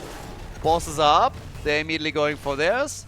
So this might actually... this is turning the game. This is definitely turning the game. Coordination in the last two team fights was way better for the red team, for the blue team. The red team starting to struggle. They still want their own boss at the top, but they are very late to that party. So level 10 is available. Okay, with Hanzo they're gonna get it. But yeah, they need level 10 as quickly as possible for themselves. Urel is already propping the top lane up, also wants to get the experience so they get heroic abilities in case if they're actually getting attacked here. Which isn't happening. Sylvanas instead is helping the boss at the bot lane to take the fort out. And Sylvanas enhancing that push is obviously even bigger. But at the top the wall has already fallen, so that's the advantage that Stack of Doom brings in. Meridian trying to again anchor the play. He's gonna get his cooldown. Oh, even uses Avatar, alright. Burns his heroic cooldown. Only one team has a real global. Brightwing doesn't have the wave clear to actually be considered a proper global. They can just sit on the side lane and push it out. So they have to take this one out. Topside fort, by the way, is not gonna fall, I guess. So will take damage, but I don't think it's going to fall completely. It might. Yeah, the Haka! Nice! Stunned out! Rooted and stunned. Oh, yeah. He still saved the fort, so there's that. But now we have the two teams again roughly on eye level with a bit of an advantage for the cats in experience. Structurally, though, the blue team has definitely taken the lead here. Now, when it comes to damage, we have 10,000 for Hanzo, 16,000 for Sylvanas. Urel has now claimed the topside fort, and Cure might have gone a bit too deep. He eats the Stormbolt, gets the isolation, Brightwing comes in, tries to help, and they're actually here. They're getting the cocoon out too. That one might not have been needed, but they also want to still fight over the tribute, I guess, because that would be a curse against the red team if they don't take this. The cats have already claimed 2, so here's the opportunity to get the first curse of the game. And, well, Meridian wrapping around here. Stormbolt misses. They get the stun out against Meridian. And the follow-up from Imperius. So that already did some serious damage to the frontliner. And with the tank being hit hard, he needs now to rely on his... oh, the arrow from Hanzo! But Imperius gets killed first. Imperius is dead. Linked is gonna follow. He's also gonna die. I don't think he gets a blink target in time. And no, he doesn't. That's 2 heroes down. And they're also chasing over here as Darkmook is trying to retreat. This is not looking great for the Stack of Doom. Not even a little bit. They're gonna be cursed now and they're gonna be losing a lot. Yeah, the waves are already pushed out. They're getting chased even further. 2 heroes are still dead. The Haka is already at the bottom of the map, getting even more experience now thanks to the curse for the team. Topside fort is gone. The one in the middle is very likely going to get destroyed as well. And they're just annoying and delaying them more and more with every single attack that they pull off. That's the good news. Genji, a little bit of a Sudoku move by him, so he goes down. That might help Stack of Doom with the defense, but they're losing so much ground already, it is a little bit bananas. They've lost every single fort that they have now. And they will lose more if they don't pay attention. They're not too far behind. I mean, the experience is now coming to them. But the last few fights have not been good for the red team. Not even a little bit. But if they defend well now, with Genji gone and the blue team not pushing, then there is a chance, of course, that, yeah, they can maybe bring this back. They have only 1 tribute. It's not a whole lot. But they're also not too far behind. Half a level is manageable. But you have to start taking a few more forts out. They already destroyed the one at the top, so that helps a little bit. But more would be better. The quick lick, and bye-bye! The arrow comes in, but it's already too late, and Anubarak just got murdered. I like the aggressive stance that we see sometimes from the cats. Boss, by the way, up in a minute, so that's not really a problem. But, yep, not too bad. So, down at the bottom of the map, Brightwing still trying to push the lanes out further, obviously in the hopes of getting some additional experience for the team. Not only to push the lane out, even though that's of course part of it. Yeah. But yeah, let's see what else. Because the blue team is now in pretty decent control of what's happening on the map here. So yeah, they're controlling a lot on this. The red team is more trying to get level 16 first before we're going for the next fight. Tribute hasn't spawned yet. Boss is up, and I guess they know that this one is likely going to be taken now by the blue team. They are not really invading. They want to go for the fort in the middle, as it seems. Or are they? I mean, guys, if you really want to invade this, then you need to be quick. And yeah, they're too late. So this is really bad. This is really bad for the red team. If Darkmok now dies too, that would be worse. They didn't have 16 until now, so they could technically try to turn it here. But yeah, not taking your own boss, but not being able to intercept the one of your opponent, that's rough. Because now defending top lane, bot lane, this is going to be dicey. So great for the cats. They can really drive this one, which is exactly what they're doing. There's a lot of poke happening from Hanzo as Ultralist tries to chunk it down and slow all of this, of course, too.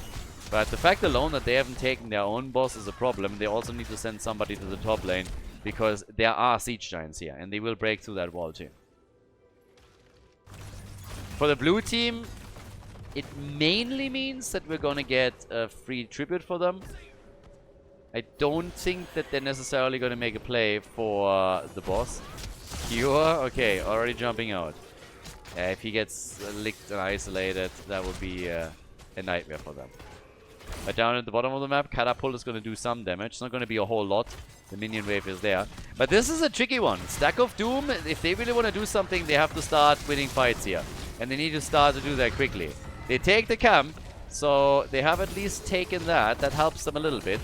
More control around the tribute. A second tribute for them would go a long way to help them take control of the game. Force the hand of the cats on the next few tributes. There's the lick, the Haka, honestly, with great plays here the entire time. Brightwing with an amazing save. And the Haka goes down. The Ancestral did not land. Twice is trying to jump out. Now they go for Rhaegar, and that's the double kill. Stack of Doom. All of a sudden, they're making some sick moves here. That was awesome. Them blowing up Rhaegar like this just before Ancestral connected was big, and then Rhaegar couldn't even Ancestral himself. That was huge. That's 2 tributes to 0, and they got the boss as well. Yrel is pushing the middle. She wants the fort, and they are... Ooh, yeah, Yrel with the ult. They are likely going to get that fort regardless of what happens here. But of course, a staggered death against the cats, that would be a problem. So, Sylvanas makes it out. The stuns dodged, but oof, that got close for a moment.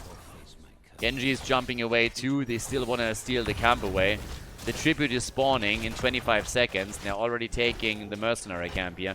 This would be a curse.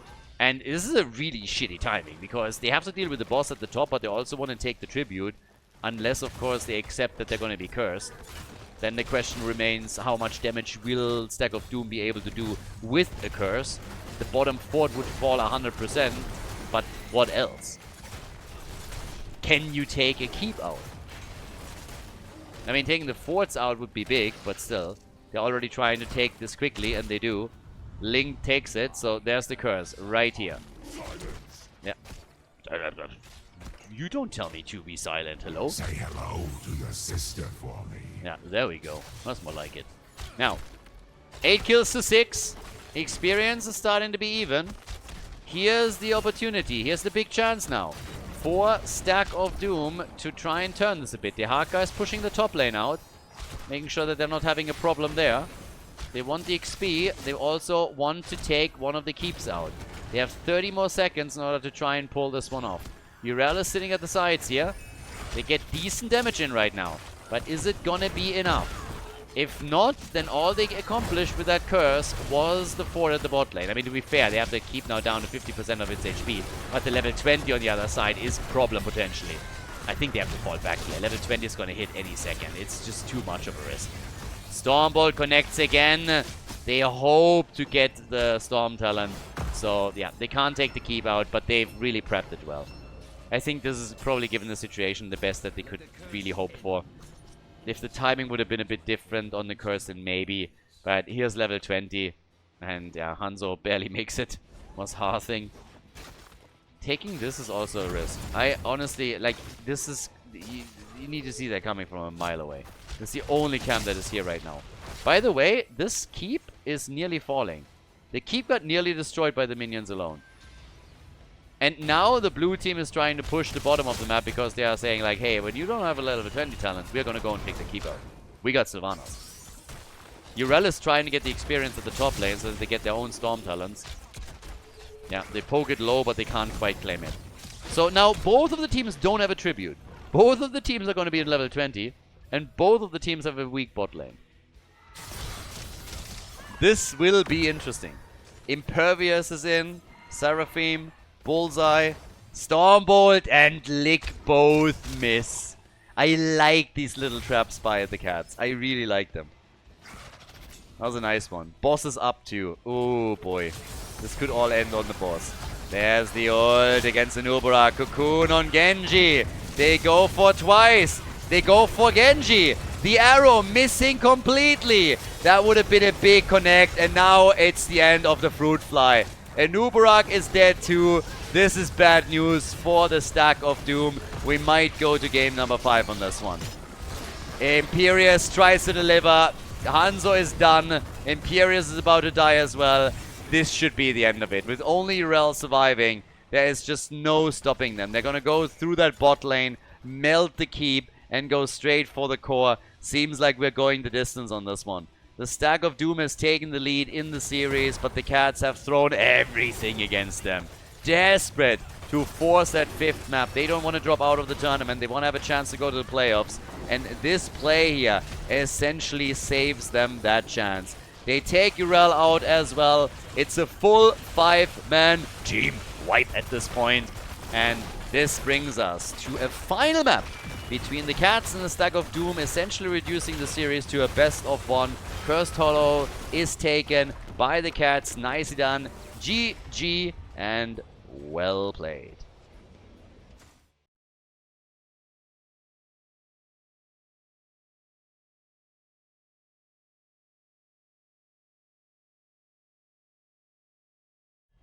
So we're going the distance on this one after all. Garden of Terror, our final map. Stack of Doom gets defeated on Cursed Hollow.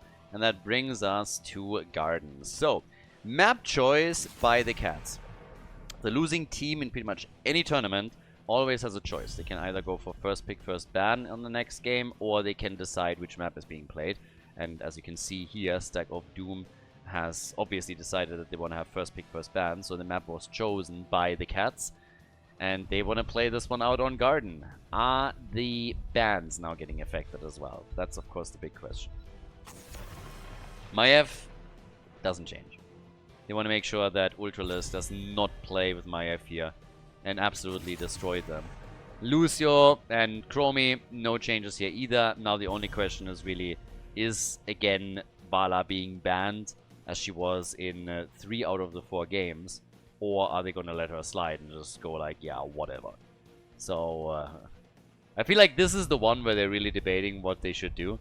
And, of course, there is also an opportunity to potentially pick Vala for yourself. If you think your opponent is not first picking her, and you want her, you could try that. They ban Genji. Yeah, they ban Außenseiter's hero.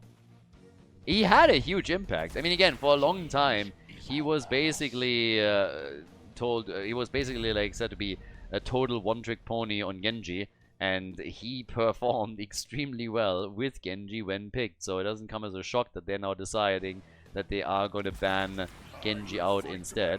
Question that I have is, how is this going to affect their own draft? Interesting also that Hogger made it through. The Haka was picked first, because Cure wants to have his global here. Cure obviously either with the Haka or with Urel in most of the games, but Hogger and Garden of Terror, for known reasons, very strong. You want to have as much mercenary control as you can get. Hogger is fantastic at taking all of those camps by himself, and takes them obviously in a very quick, very short time frame too. So, great pick already for the Cats here. Stukov and an Uberak. So, they're going for a dive on this. Darkmok apparently, even after game number 4 didn't work out for them, still believing in the power of an Uberak here. I honestly wonder if you could not just pick Varian. I mean, Darkmok is not really your biggest main tank or anything. They have a sub today. Cure is subbing in for X-Ray. So, I would honestly like to see him at some point, at least on Varian, if they are maintaining that for longer. But, okay. So, Tracer gets banned. And I have to reiterate again, whoever loses here is out of the tournament. This is the last chance qualifier. There is no double elimination system. There is no do-overs. This is your last chance. So if now the Cats win this, they advance and Stack of Doom drops out. Sylvanas, she gets banned. Yeah, so they're reacting a bit to what happened on the previous map. And I think they're also gonna... They're getting a little bit tired of all those wailing arrows that just shut them down and put a silence on top of it. Also, of course, they're coming in with mind control in the last game, played a big role there too. So we get Hanzo and we have Murden. So we haven't seen Junkrat in this game. Was banned a lot against Nano, and even when available, he didn't pick him. Chromie, banned for good reasons. We saw Nano on Mephisto. Now he's playing one of his favorites again with Hanzo, of course. Oh, and Thrall Li Ming on the other side. So triple front line with Ultralist picking Thrall, apparently. Question would be what the level 1 choice is. Don't think we're going to see on a map like Garden of Terror Trash Lightning. Would bit surprise me. But that leaves us with our final pick. Final pick for the final map. We're going to Garden of Terror, everybody. We got the Stack of Doom after really struggling in their group. Now here in the last chance qualifier with the last opportunity. The Cats, of course, would love to shut that down and be the team that advanced to the playoffs. They log in Falstad. We have a global on each team. And with that, we're heading straight into our 5th and final map, Garden of Terror. Game number 5. The battle begins. It really does. On the left, Captain Rex with Rhaegar. We got Hirath on Hogga, Nano on Hanzo, twice on Murden, and Dracula on Falstad. Captain Rex on Rhaegar, it kind of fits. I mean, Commissar Rex is a doggy, Captain Rex is a doggy as well, so yeah, that makes total sense to me. We got Thrall, played by Ultralisk, for the Stack of Doom. And then over on the right side, Darkmok with the Uberak, Cure with the Haka. We got Linked on Stukov and Außenseiter on Li Ming. Okay, so a bit of a moment of truth here. Who is going to be able to win this one? Who moves on to the playoffs? We're going to say goodbye to one of the teams here. And the question is just to which one? Now, we're going to wait obviously for the seeds to spawn, but most of the time the teams are not immediately making moves for those seeds. Already a bit of a dive attempt, but that didn't work out. Stormbolt connects quickly. And Hanzo is gone. So, that's a quick first blood here. Stack of Doom with the aggression and the ability to take Hanzo out. The Cats. It's still wild to me that we have this series in the last chance qualifier. It's so bananas, you have absolutely no idea. It's crazy. It's absolutely crazy. So, while all of this is going on, up at the top, the two globals are currently just playing with each other a little bit. Have their own little interplay. And then down on the bottom of the map, still that 4-man essentially, with a few heroes now starting to split off because they have to go for mercenaries. Thrall is, for example, starting this one up. Ultralisk, slow and steady, wins the race. Whereas Hogga can, of course, start to poke around a bit. And Uberak is trying to slow that down. So Darkmok, as usual, pretty aggressive here. Just needs to be careful that he doesn't get punished for it. Falstad isn't here, and that means Hogga dies. Falstad comes in a little bit too late, and now all of a sudden is in the back of the fight, but able to barrel roll away. They will have to let the camp go, though. This camp, they are not going to be able to take. So, yeah. Camp gets eliminated, or gets claimed. And that's 2 kills to 0 now on top of that, too. So, the Cats, not off to the greatest start. Still fine. We'll see how it goes, but at least the initial momentum goes to the red team. More camps on the map. Thrall also stacking, so Ultralisk is also stacking on his level 4 talent. Went for Frostwolf pack again. This delayed the entire bot lane push, so getting that camp stall is not really the best situation for them. First seed is up, better position towards the cats. And Nubarak is already moving around again, just looking for potential targets. But it's too late to do anything about the Siege Giants. That would have been neat if they could have invaded the next camp. Now, it probably wouldn't have happened. Most of the heroes were just too far away. I guess they could have tried to tunnel the Haka in and buy time until the rest is there. The aggression that we've seen in the last game is now just simply continuing by the blue team starting to look for traps as well. They've done a fantastic job on Cursed Hollow, trapping multiple heroes, just ganking up on them. One camp remaining on each side, and the first tribute seed obviously taken. God, this is one of the mechanics that I absolutely hate, this like tribute seed thing. I don't even mind that you channel something, but they could have changed it a little bit more from Cursed Hollow. It's literally the same. I mean, at the end of the day, it's the same thing, right? They just put some plant monsters around and it's like, it's totally different now. Look at this. But you still need 3. Like, if it was some kind of different mechanic, like, it's so reminiscent of Cursed Hollow. And then the objective spawn is essentially just web weavers in disguise. No, this is totally different. So, yeah. Blizzard, the creative department has done a fantastic job on this. This was also a fantastic job. As long as the Nubarak gets out, and he doesn't. So yeah, great job from Stack of Doom at the start, but then also a great response that we got from the cats. It was a very well coordinated attack to take down Hogger. He dies, but Nubarak is not able to get out, so it just ends up being a trade in kills. The Hogger is working that bot lane though. Hogger is now on his way, but this is some sweet extra damage that is being done down here. The kill against the Nubarak was, by the way, also the first kill for the blue team. So, yeah, first kill for them. We have now with level 7 talents the Ancestral Wrath for Thrall, also Calamity for Li Ming. And down at the bottom of the map, okay, Hera, Skewer, just all still sliding back out here. Top side, they're gonna take the seat, of course. Yeah, this one's way better for them. Ah, the poor guy. Look at him, being kicked around here. So once again, we're having, the little guys just absolutely bodied here in the middle of the lane, where all the monsters are. And there's another one right down there. Jesus, they're just getting kicked around. Another one down here. What is happening this time? Usually they're a little bit calmer here, but not so much this time. Just getting kicked around heavily. Yeah, Siege Giants are in. And everyone got kicked into the edge here. Feels a little bit bad. But yeah, fair enough. So, level 10 abilities are in. Now the party can start. We're just waiting for the blue team to catch up. Sundering is the name of the game here. And they're also trying to steal the Siege Giants away now that they have the advantage with rogue abilities. And why wouldn't they? In the middle of the map, Cocoon. That was a... Wow, do they actually get that kill? I was about to say, this is a little bit ambitious. Nobody was here at the time, and Rhaegar actually gets out. But with the Haka tunneling in for a moment, I really thought that they would be able to get that kill. I think with Stukov there, and then the Haka connecting a lick, that could have definitely been kill number 4 for them. It was a bit of an attempt.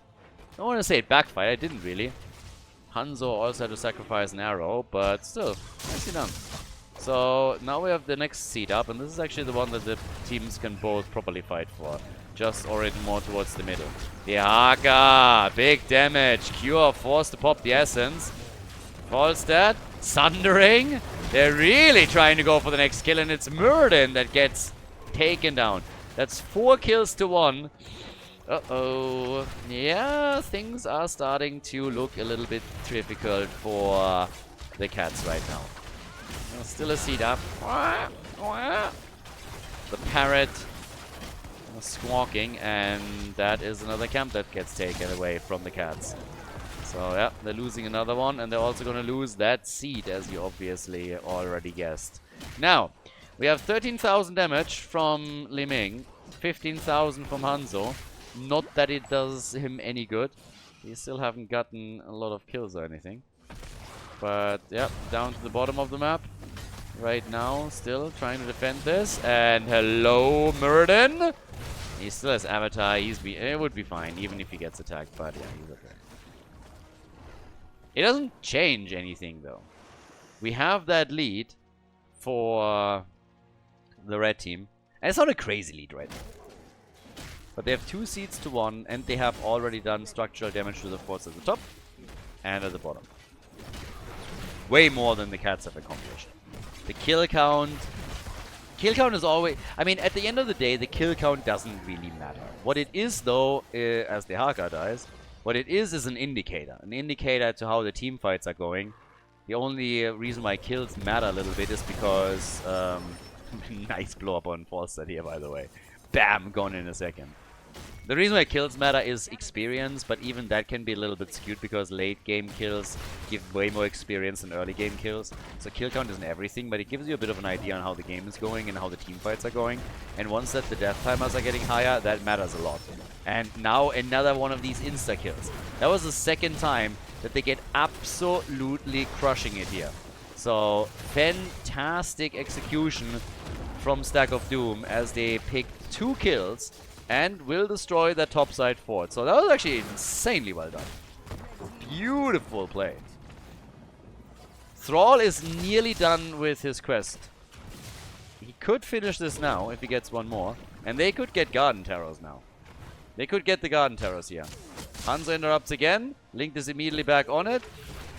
One more interrupt. And yeah, it's not looking too great now that we have Hogger back too. So they are falling back. Arrow on Thrall, and he dies. And is reset as well on his quest progress. That kind of sucks. That really, really sucks for Ultralist. He was one single connect with the Wolf away from completing his level 4 talent, and now he has to start anew. And they lost the seed, of course, as well. And they got some damage on the walls out of it. But Garden Terrors would have been pretty nice for Stack of Doom.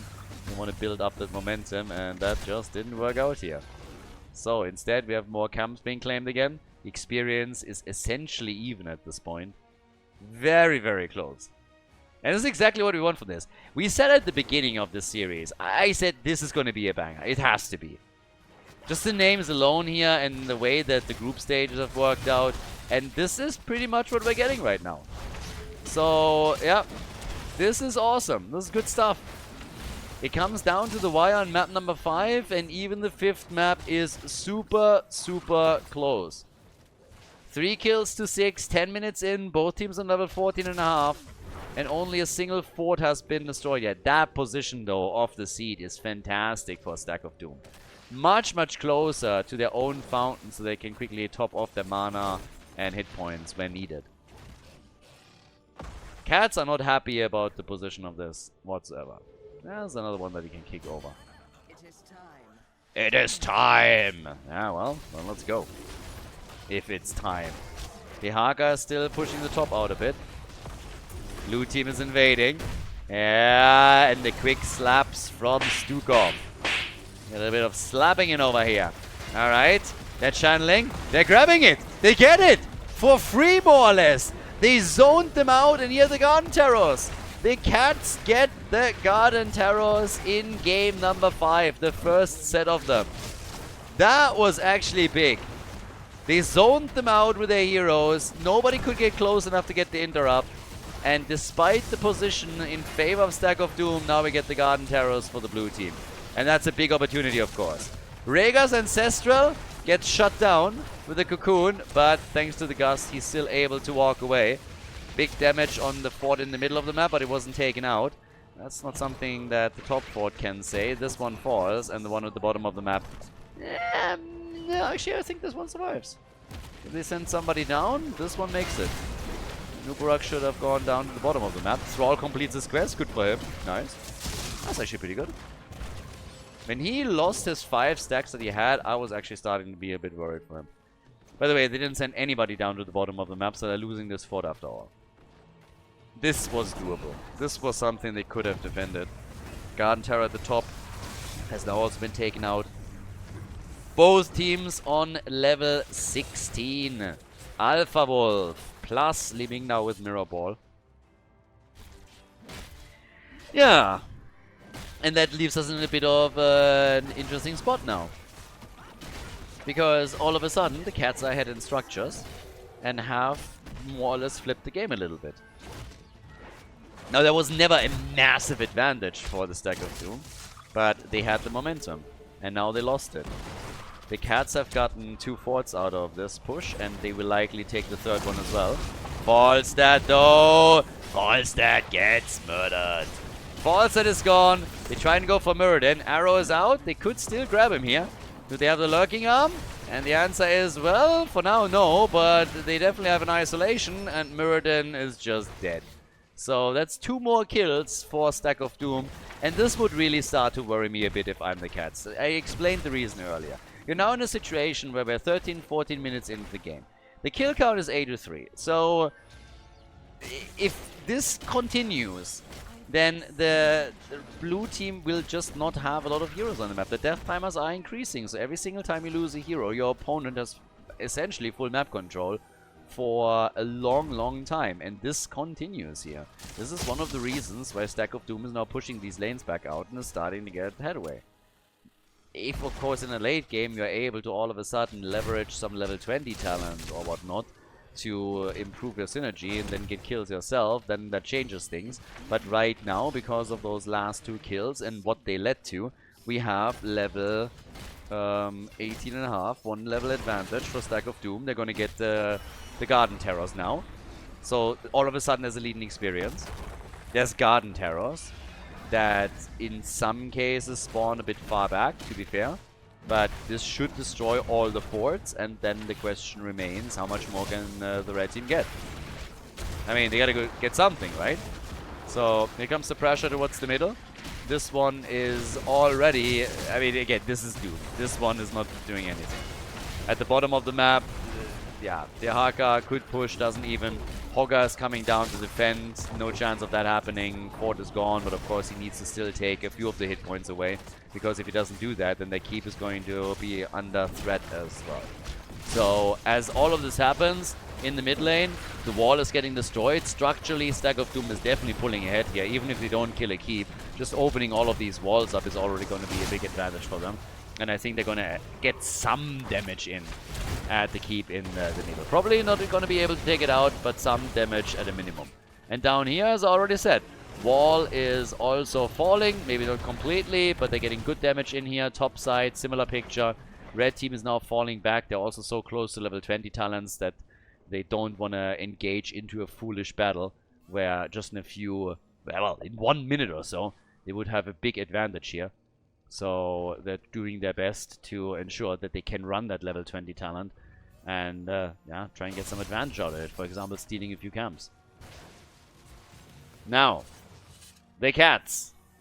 They have to bridge that experience gap. Stack of Doom will siege up now.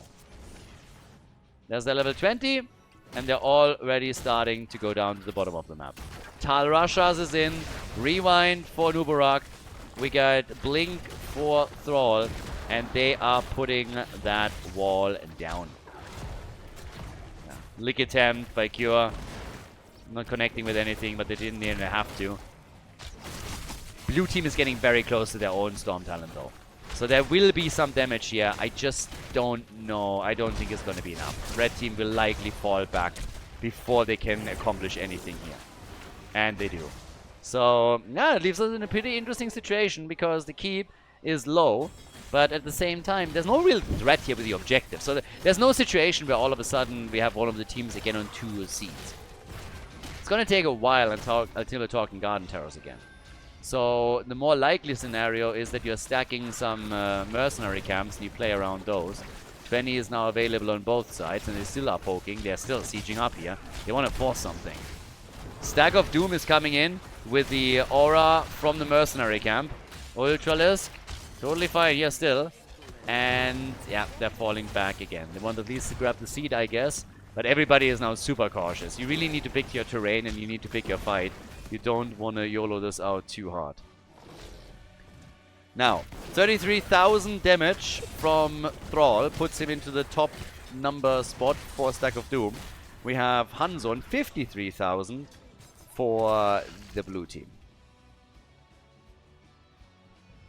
Li Ming with 31,000, still really strong. Third place for her. Might even be able to surpass Thrall here. If she gets a couple of resets, for example, that's something we're going to see 100%. So now we're 18 minutes into the game. Game number 5. Still the final map. If anybody gets caught, this could be the end. That's also the reason why Darkwing is moving away once that he realized that the blue team is going for the camp. You can't die for this one right now.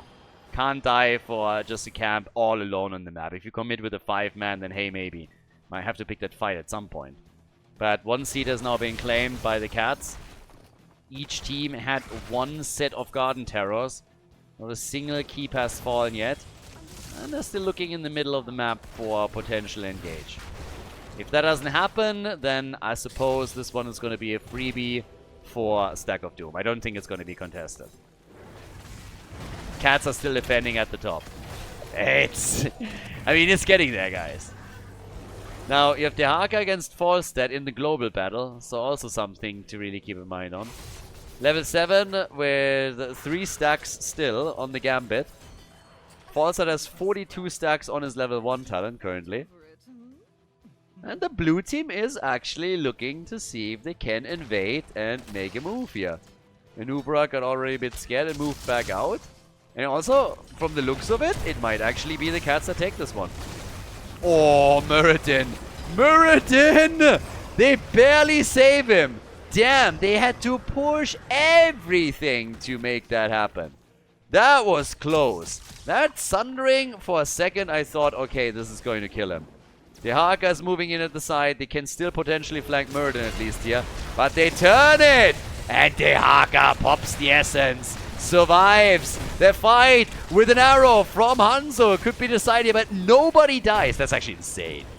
How did nobody die in all of this? First the attack by Stack of Doom, then this, the turnaround attempt by the blue team, and nobody died. Wow. Alright, so that seed is still up. Blue team, pretty healthy, lots of hit points. It's a freebie. Yeah, that's 2 seeds to 0. All of a sudden, the Cats threaten to get another set of Garden Terrors. And they still have siege lands left. But honestly, it's insane to me that nobody died in that last fight. I mean, seriously. That was bonkers. Absolutely nuts how everybody just came in and BAM! But now we have another camp claimed. Blue team. Blue team is definitely in a position right now where they probably feel pretty happy with themselves. Forcing the opponent to react to you because you have 2 seats to 0 is great. And they are trying to force that fight now down here. They are already setting up on it. Even allow Dehaka to sit at the top lane alone. Falstad has not moved. So this could potentially damage even their keep a bit, depending on how long it lasts. But here comes the invade. The camp. Okay, camp gets claimed. Dehaka has already moved in. So they're trying now. They have to fight for this. Stack of Doom is not going to let this one slide. This would be Garden Terrors. They would likely lose the keep. Nice poke against Kyo. Not nice enough though. 42,000 damage for Thrall. 68,000 damage for Hanzo. Yeah. He's padding his stats again. Rewind!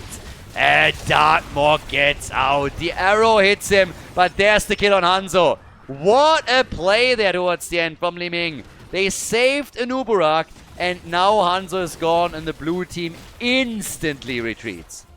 Immediately. They're like, boys, whatever, just get out of there.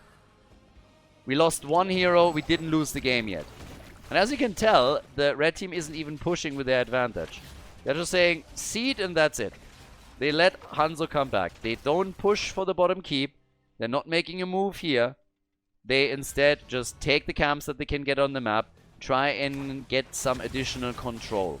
They want to push these lanes out. They want to get map control. They want to get vision. Single kill does not do enough. So, yeah. We are now 23 minutes in. This is getting crazier by the second. I mean, everybody is being super careful here. I mean, honestly, there is a lot of prize money on the line in this tournament. You want to go to the playoffs. And they know this is the final chance. Nobody wants to make a mistake. Like, the second the kill was made, the blue team had just one thing. They were like, out. Immediately. They can't end us here. Let's go out. Now we have a 5 versus 5 back up. 23 is on the board as a level. Siege Giants are now taken 2. And there's the next seed spawning. And this would be the second one for the Stack of Doom. So they have a chance to get their second seed. And yep, I think they're gonna grab this. Mirrored in the zone. The Nubarak is sitting at the side, protecting the flank in the next approach point. And the seed is channeled. They're gonna get 2.